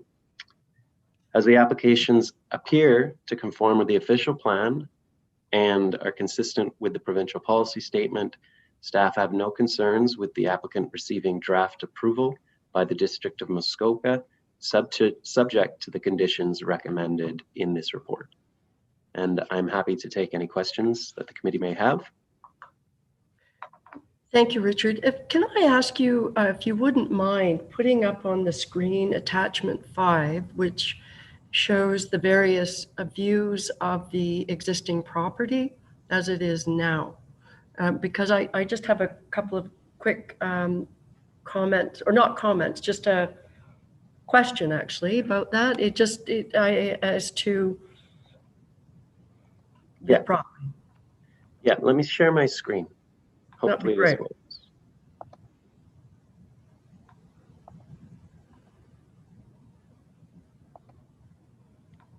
Can you see attachment 5? Yep, I can. Can everybody else? So in this attachment, these are the various views of the property that we approved 2 years ago. And so the applicant has gone in with that approval and done this site alteration. Is that correct? Not exactly. What I see and what I saw on site was an expanded area of tree removal, and the area of tree removal matches the envelope of the 14 lots that you see in the current proposal, not the 4 condo lots. So this is a larger area, and if it helps, I understand, or from my recollection, the trees were removed in the winter, sometime between February and March. So that's very helpful, and I will go back to process here in 1 second, but just because it's your presentation, I just wanted to clarify, because I think one of your conditions, you talked about the environmental impact study update, and I wondered, looking at that particular clearing, if that environmental impact study is on the land that's been cleared, because I sort of wonder, the impact has kind of happened, right? How do you do this study in retrospect? Oh, I see the question. So through you, Madam Chair, the environmental impact study looked at the entire property. And it was an update to the 2018 environmental impact study. And the purpose of updating it was basically to update the impact assessment portion based on the new development that was being proposed. So whereas the previous contemplated a smaller area of removal, the new EIS looked at the entire 14 lot development and the impacts associated with that. Okay, and I appreciate that comment. I look at this and think, so it's usually useful to do an impact study before the land is cleared, because the impact has now happened with respect to those lands. Quite right. I know that in this particular instance, the environmental impact work included a review of the site prior to the clearing. So what happened here is an environmental impact study was done and submitted for review, and then the site was cleared while the review was in process, if that helps too. That helps me a lot with process. Okay, thank you for that, Richard. I appreciate it. And I think I can't see, but is the applicant or their representative here? Did they want to speak to this? Did they ask, or? They're in attendance. Okay, so it's good to know the applicant and or their representative is here in attendance. So I guess what I will do at this point is we do have a very long motion that was in our original staff report. If you could put it up on the screen, then I won't read it because it was in our original report. As Richard alluded to, we have a very small staff created amendment that I will read because it brings the original staff report recommendation up to the point where staff would like us to consider it. So if is it possible to put the original staff report on screen? And Jasmine's doing that as we speak. And the amendment that I have, so I'm not reading that because that was in our original package. The amendment that I have is very short. It has been, and if I hope the councillors, I've attached names to it. It has been moved by Councillor Stone, seconded by Councillor Armour. It is recommended that the following words be inserted under subsection 4, existing town owned. So if you look at that, prior to final approval being granted, the District of Muskoka. So it's existing town owned, and what are we deleting? It's just existing, required to service the subject lands, the existing town owned subject lands?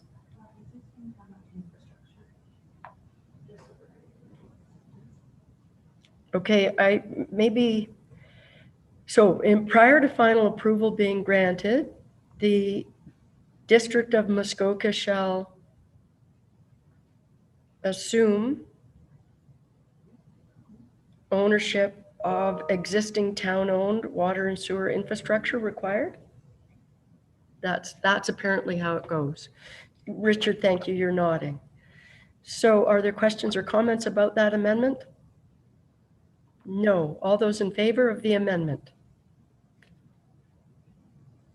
Okay, so the amendment carries. And with that, if we could put the amended staff recommendation on the screen, I will then open it up for questions from committee. Is that the amended? Well, that's okay. I think that people will be able to see it. We need to pause for 1 second. I'm asking too much.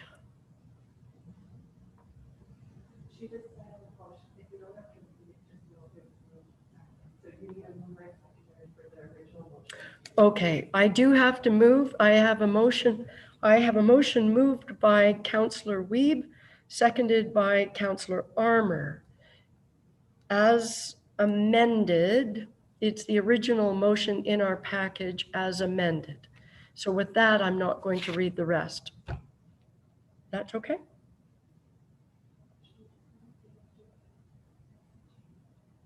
All this to avoid me reading 2 pages.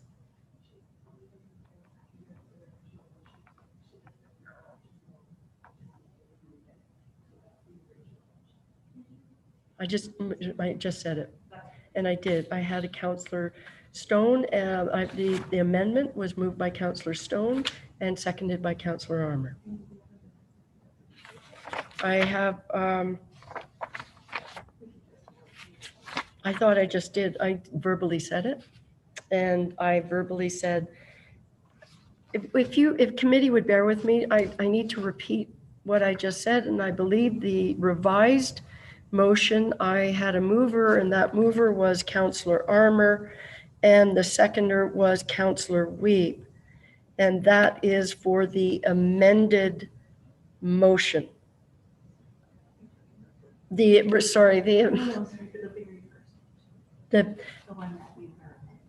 did say that. I did. And that the very first original, I did say, and that was moved by Councillor Stone, seconded by Councillor Fitzgerald. Okay. So we've got all of that out of the way. All of this because I didn't want to read the whole thing. I probably should have read the whole thing. My apologies, everybody.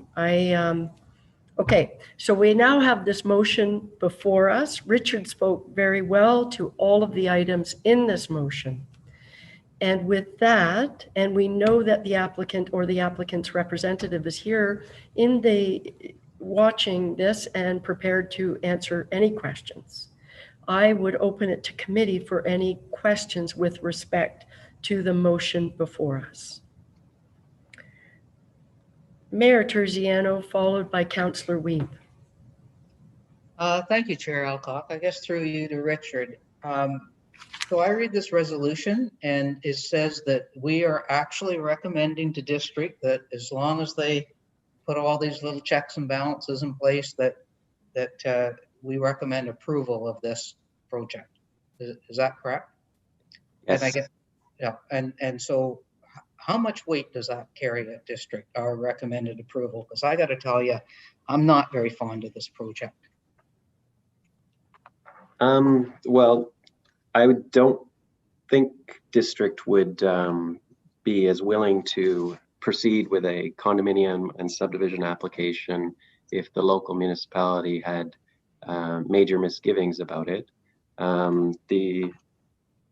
In this instance, the conditions are in place to make sure that if any of staff's concerns with the application would be satisfactorily addressed, and those concerns relate to implementation of stormwater management, drainage, functional service report, and environmental mitigation. So in staff's opinion, this development could proceed provided those conditions are in place. And as you say, the checks and balances are there to make sure that development actually occurs in accordance with what the technical studies say should happen. So that's what we were aiming for. Okay. Thank you for that. And Councillor Wiebe. Thank you, Chair Alcock. I would agree with Mayor Terziano as a starting point to my comments. I think that staff, I applaud them for trying to, what I see as work backwards in the best possible way to present something that's even reasonably feasible. I don't agree, however, with the final recommendation. I won't be supporting this application. I think that the fact that this application has come forward in its altered form for a much increased density and essentially a new development lays bare, pardon the use of language, lays bare the original intention of this application and truly showed the true colors of where they were going with it, why they essentially clear cut that area, and worked, unfortunately, within a fraction of what's allowable of our municipal bylaws, which is really unfortunate. And it's that reason why I think that, well, I'll say this, I won't be supporting this application, nowhere near. But I also want to thank the applicant, because now I believe we are positioned to discuss a tree cutting bylaw, because they've essentially left us no choice. So I think that we should be pursuing that in the near future as a council. And I'll probably be first to speak to it if maybe even, we'll see if any of the councillors want to beat me to it, but I'll certainly be enthusiastically speaking to it, because this application is the one that proves that we need something temporary in place due to its severe lack of judgment on all sides. So with that, you know where I'm going to be voting. Thank you for that, Councillor Wiebe. I will ask other members if they have comments, and since I'm not seeing any hands yet, I will, if I may, I'd like to comment as well. One of the reasons I thank Councillor Wiebe for his reference to the intent of the applicant, because it was one reason why I asked Richard if you would put those pictures up, because to me, when we ask for a peer review of an environmental impact study, I think the applicant made their intentions known when they removed trees for 14 sites, not 5, because that assumes that the decision will go in a particular direction. And I find that problematic. I find that, we're here as a planning committee to consider these applications for a reason. And then I started looking at the application itself, and I think of all of the work we did in the official plan. We talked about resiliency and sustainability. And I understand the value of increasing density, and this certainly meets a number of our obligations in the new official plan, because it's in the urban area and it's serviced and all of those things. That makes sense. But it doesn't include other things that we're really asking our development community to respond to. And if you put up the picture of the proposed 14 lot development, it's clustered in one area. There's no reference to its link to the surrounding area. It talks in your report about what some of the natural features are, and that's great.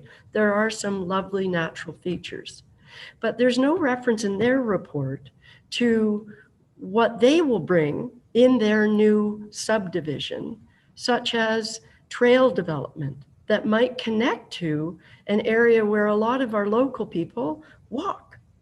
So people walk on Forbes Hill Drive, they walk on Town Line and up to Lions Lookout. So this could be a huge contributing factor for people to walk.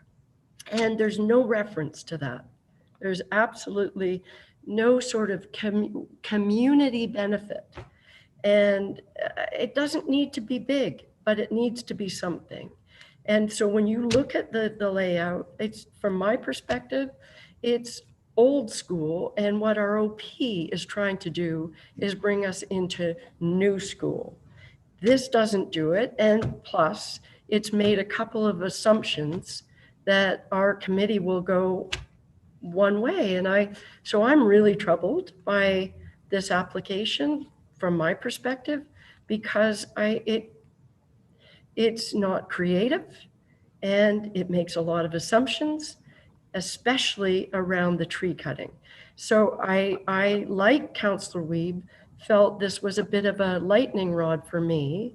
And I believe we will get things rolling. Our committee is not the appropriate place for the discussion around a tree cutting bylaw, although there are a lot of reasons why planning would deal with it.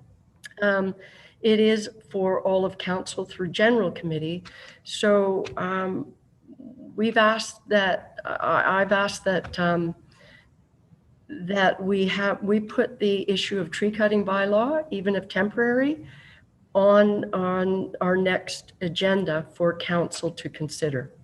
So I feel quite strongly about this, and I really appreciate Councillor Wiebe's comments. So I apologize for throwing that in before I've heard from everybody. I'm assuming that other members of committee might have something to say. No? No? Mayor Terziano. Thank you, Chair. So my follow-up question after voicing how I feel about this application, I guess to you, Richard, would be, if we don't make any recommendation to district on this and they go ahead and support this application, do we lose all of our checks and balances? Thank you. Through you, Madam Chair. So what we're being asked to comment on are the subdivision and the consent files. And the district is the approval authority for those two forms of development. So they would be the ones who would render a decision. And I think what we would give up is our ability to provide input into what the town thinks the appropriate conditions are if they do decide to approve it. So I think that's what we're being asked to identify at this point is fundamentally, do we have any objections based on the planning merits of the applications? And if we have any suggested conditions that we would like attached to the district's approval, should the district decide to approve these applications. We would obviously still have building permits, but I think that's leaving it a little too late to provide your input. I would imagine you'd agree. Okay, Mayor Terziano, I can respond to that as well, just as chair of the district planning committee, how other committee members respond. I guess all I'm doing is like what I'm really concerned of is this says council recommends the district in the scope of this draft plan of subdivision. Whereas I feel like if the district in Muskoka is going to approve this, we want to see these checks and balances in, but I'm not really comfortable recommending to them. So I don't know how that works when we get the two levels involved here. I can speak to what it's like at the district when we are hearing matters, local matters. The first thing that any district councillor does around the planning table is they're interested to know what the lower tier recommendation is. So if there was, I mean, clearly, if we supported this, the recommendation before us today, they would see this as the town is supporting this application. So I think it's really important that if we have issues with this application, that we either give direction to staff to say, these are things that we are concerned about. I don't know, Richard or Kirsten, could you comment on how we might proceed if we have concerns around this? Yeah, that's. I think that's a good way to approach just hearing the reservations of committee at this point is perhaps deferring this matter for the time being and directing staff to discuss a list of issues or amendments that you might be interested in seeing with the applicant. And then we could come back after those discussions have occurred. And I would invite Director Maxwell to offer any feedback too on what might be a good approach there. I do also note that the applicant and their agent are in attendance, just to keep that in everyone's mind. Okay, appreciate it very much. Kirsten, would you like to, Director Maxwell? Thank you, Madam Chair. Richard is absolutely correct that we can speak to the applicant and the agent and try and work through some of the issues that have been raised. If there were things that haven't been mentioned the committee is concerned about, we would definitely add them to the list. And then we can come back and report back once we've had an opportunity to have those discussions. I think that's a terrific suggestion. I know that I've made a couple of my comments fairly clear, I think. I'm looking for more resiliency and creativity, actually, and maybe a response to how to mitigate what has already occurred with respect to the clear cutting. And some connectivity with the respect to the surrounding area. So I would ask any other councillor if there are issues we haven't covered that you'd like to add, or you concur with what has been said, or I would, Councillor Fitzgerald, thank you. Thanks, Chair Alcock. I appreciate comments made by Her Worship and Chair and Councillor Weeb as well. I think that the advice to defer is probably good and sound advice, although the report is very detailed. It has all the information we need. We're not sure about the parameters of our endorsement of this, I guess, with district. So now would be a good time to figure that out by deferring. So, but defer it. Yeah, I think so. Okay. Councillor Armour? Thank you, Chair. I agree deferring is the right thing to do at this time. And moving forward, I just hope that something like this doesn't influence everybody's opinion on the tree cutting bylaw. Because I think a lot of more work has to go into that, and that we just don't jump the gun on something on that. Okay, I appreciate it. And I guess no other comments. So with that, I'm hearing that deferral is a possible way to go. I'm seeing a nod. So Mayor Terziano? Yeah, I'll, thank you, Chair. I'll move to defer the application. Okay. So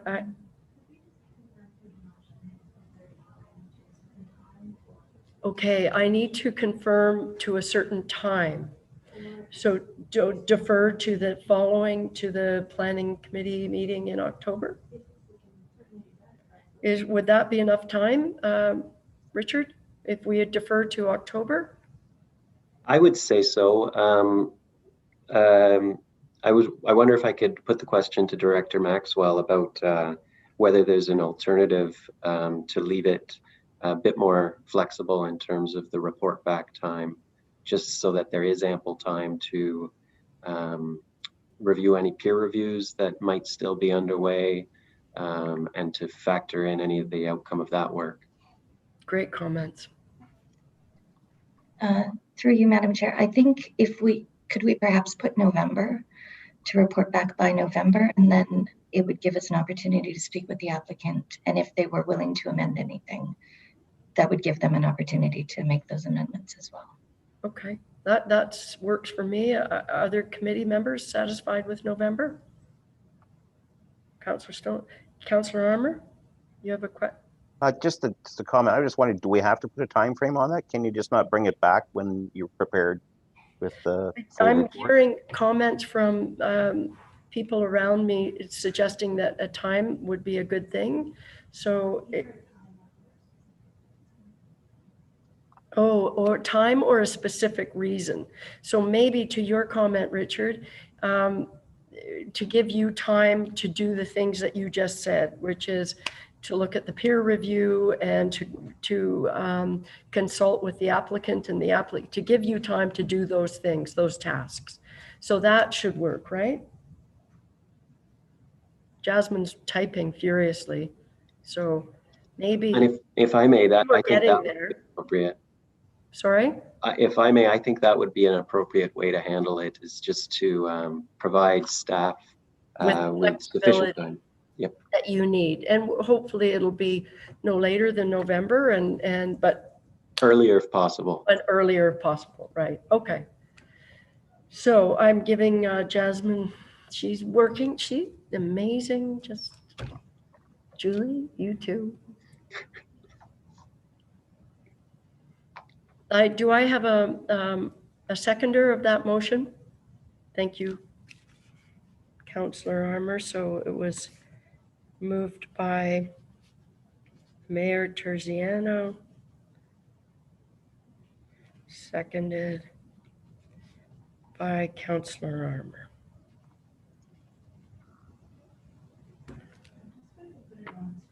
Okay, it's going on the screen.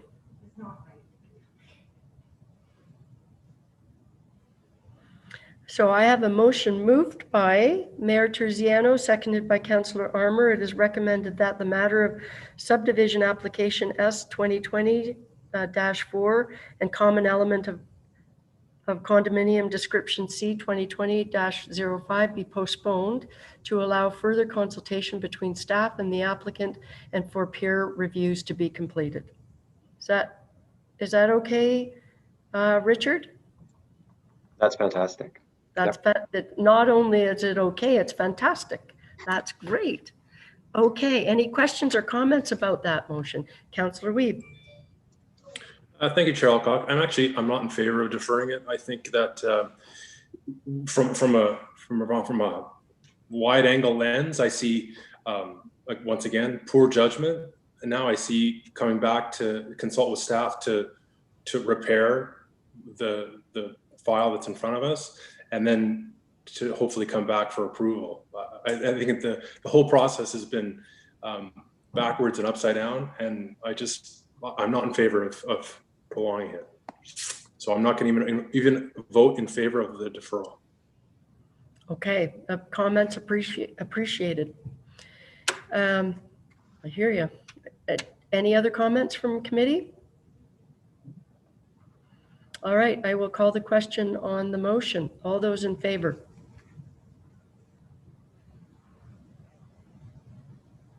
And that's carried.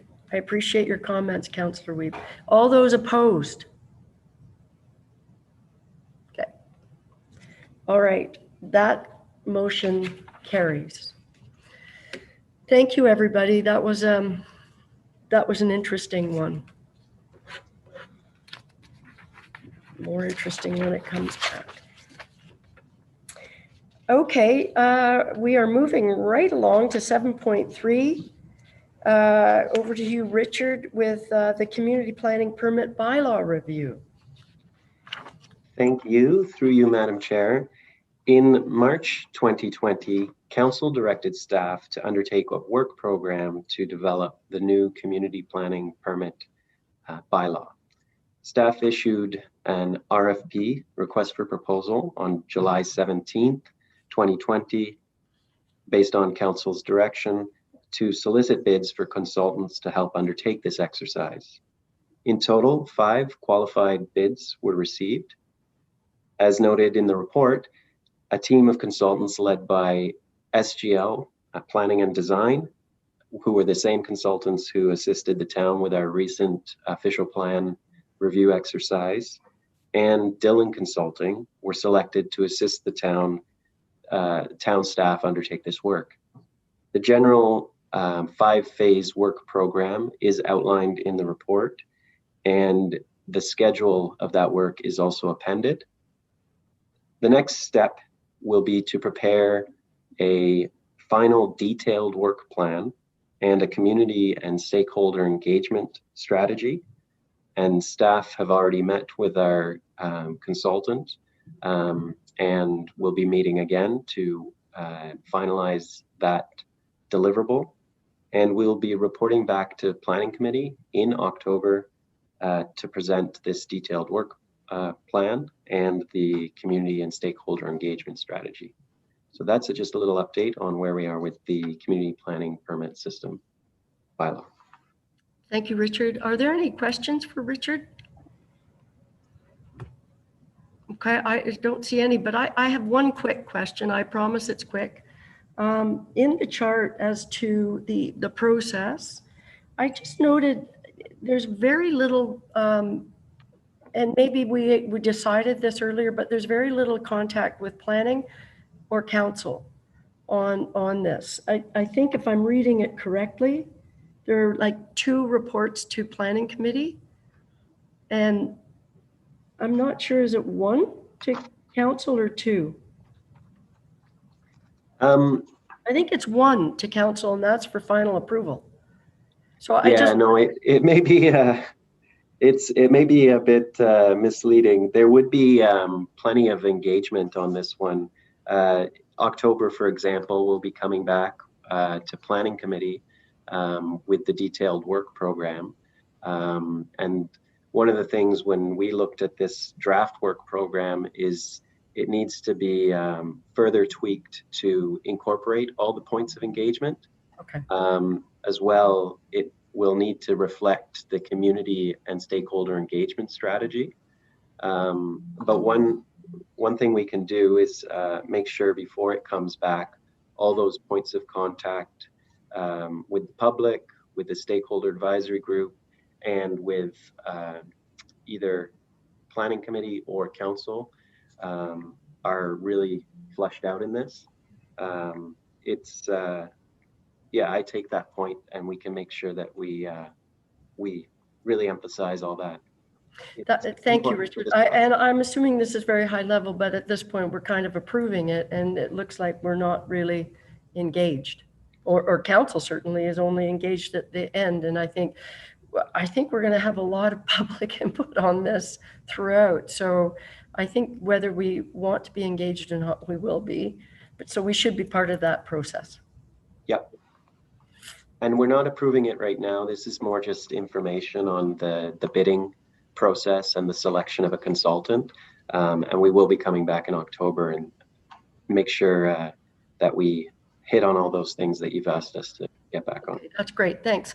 And the other, maybe you can answer, maybe it's in October, the selection of the advisory committee. Is there any thought of when that happens, or stakeholder committee, whatever you're referring to?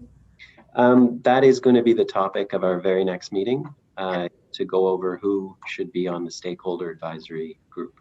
All right, perfect, thanks. Those are my questions, and thank you for the update. Seeing, I don't think there are any more questions. With that, then we'll move right along to 8.1, the planner user fee schedule update. Are you speaking to that? Who's speaking to that?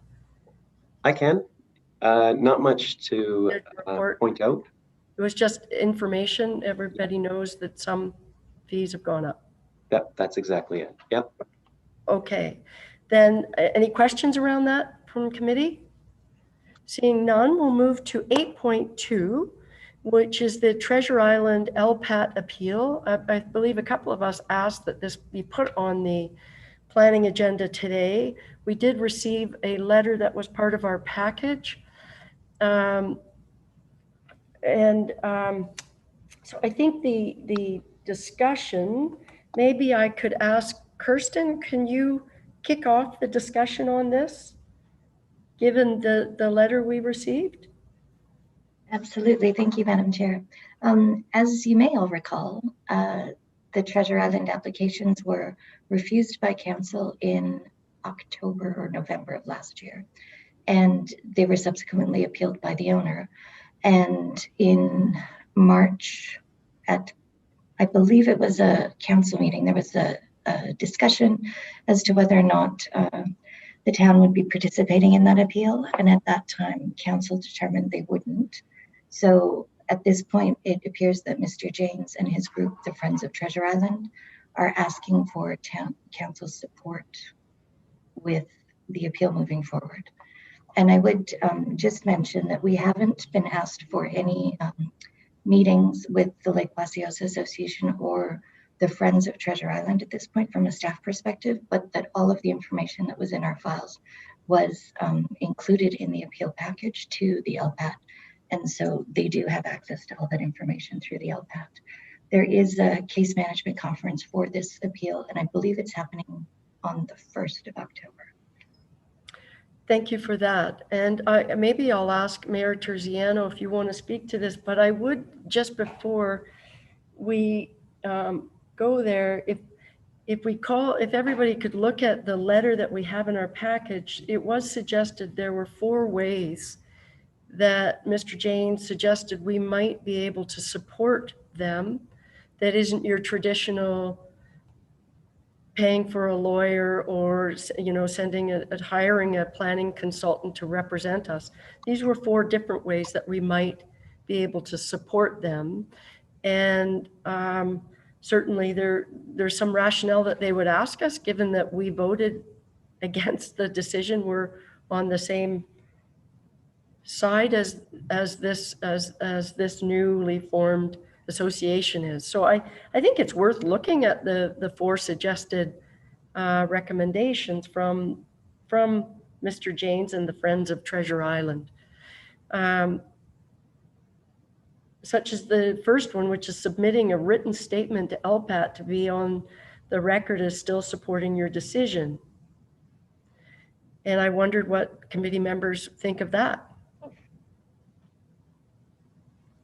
Councillor Wiebe.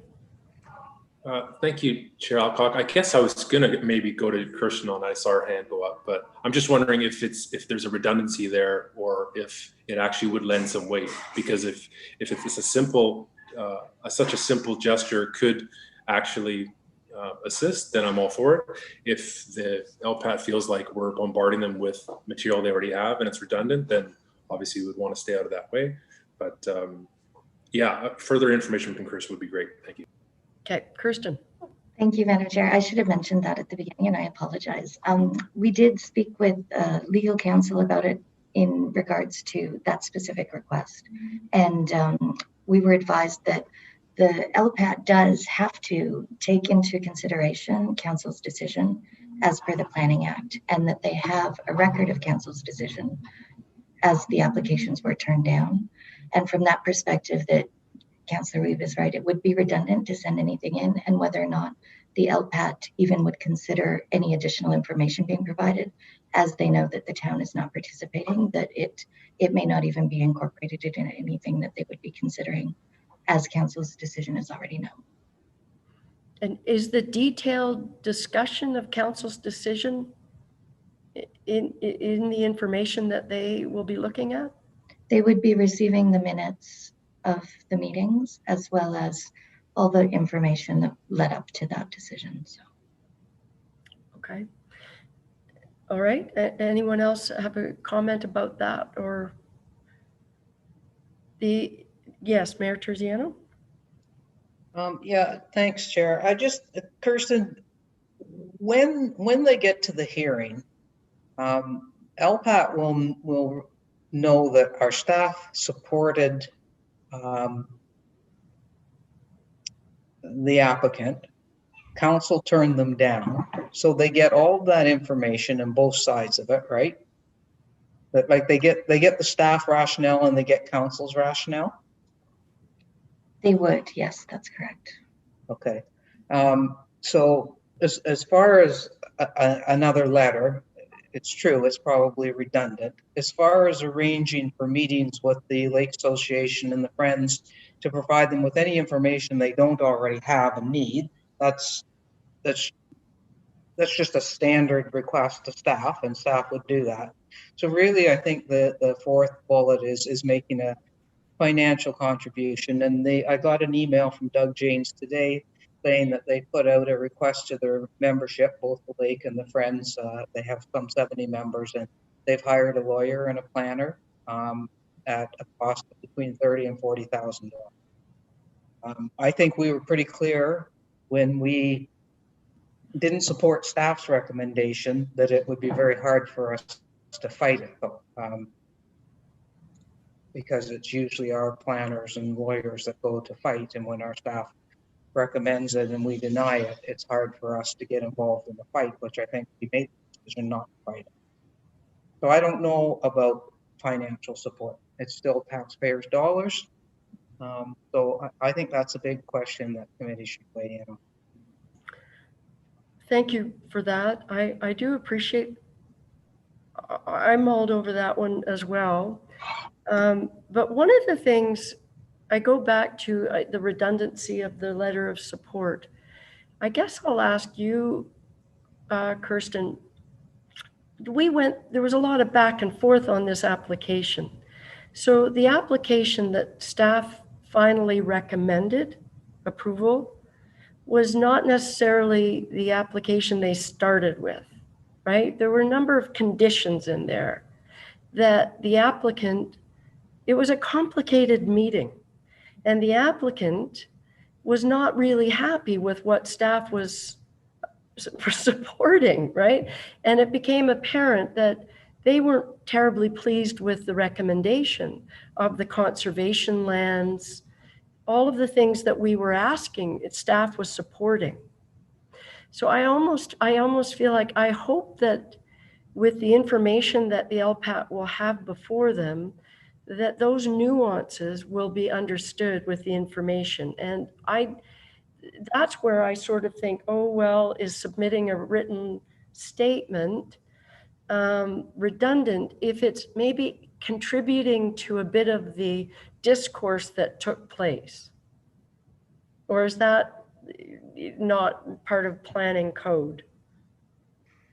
I wouldn't necessarily say it's not part of the code, but that would be also part of what the Lake Association and the Friends of Treasure Island would be presenting as part of their defense of the of council's decision, would be recognizing of all the changes that applications went through, how staff had recommended something that wasn't what the applicant wanted either, and how council felt about that. So it's a difficult situation, I recognize that, but the LPAT, as a matter of course, has to take into consideration the fact that regardless of any discussion leading up to it, council turned it down. So that is their beginning point from that perspective, if that helps. It does help. I just feel like it's a really weird file, right? Because it wasn't a recommendation where the original applicant started from. There was a lot of, back and forth between staff and the applicant. We came up with a report that staff was comfortable with, but the applicant wasn't. We turned it down because we realized that it was a very, heated discussion, and thus the unanimous decision from council to turn it down, right? So there is some room there for some further explanation or support as to why council made its decision. But, I trust if you think that they've got that information, but maybe then if the onus is on the Friends of Treasure Island and LWRA to make that argument, then maybe we should consider supporting them financially with that, because it was our decision, right? Okay, now I've got people, Mayor Terziano, Councillor Wiebe, followed by Councillor Armour. Just one question. Through everything that the LPAT would read through, Kirsten, will they see the part where we actually tried to come to compromise with the applicant a number of times? So, we met with them in the council chambers outside of planning meetings. We tried to find resolution. Is that part of the hearing? No, that didn't form part of the record that goes to the LPAT, because it wasn't, if it led to any changes to the applications, then the changes to the applications would be recognized, but there were no minutes taken during those discussions. So that is not part of anything that the LPAT hears. Right. So kind of important information though. I don't know. All right, followed by Councillor Wiebe. Thank you, Chair Alcock. So the real key though is if LPAT overturns the rejection, the 8-0 rejection by council, does that in fact mean that what staff recommended is what they end up with? Can they get anything more than what was originally recommended, because they're appealing that decision? So it's the decision by staff to recommend the 2 lots with all the conservation lands, right? That goes to council, it gets rejected. Does the LPAT, are they hearing the argument to reinstate that decision by staff, which recommended the 2 lots with the conservation lands? Because that's really key. It is key, absolutely. Because if they win that, everyone will still be reasonably satisfied with it. It's not a total win for the Friends, etc., but it's Probably. Not a bad solution. You're quite right. You're quite right, Councillor Weeb. Kirsten, what is the? I don't believe that is, the LPAT is not limited to that. They could recommend the application as submitted by the applicants, by the owners, to have the entire island rezoned to a shoreline residential zone. So that's the point. We don't know how the applicant is going to argue this at the LPAT. And presumably the applicant will argue what you just suggested, their original application.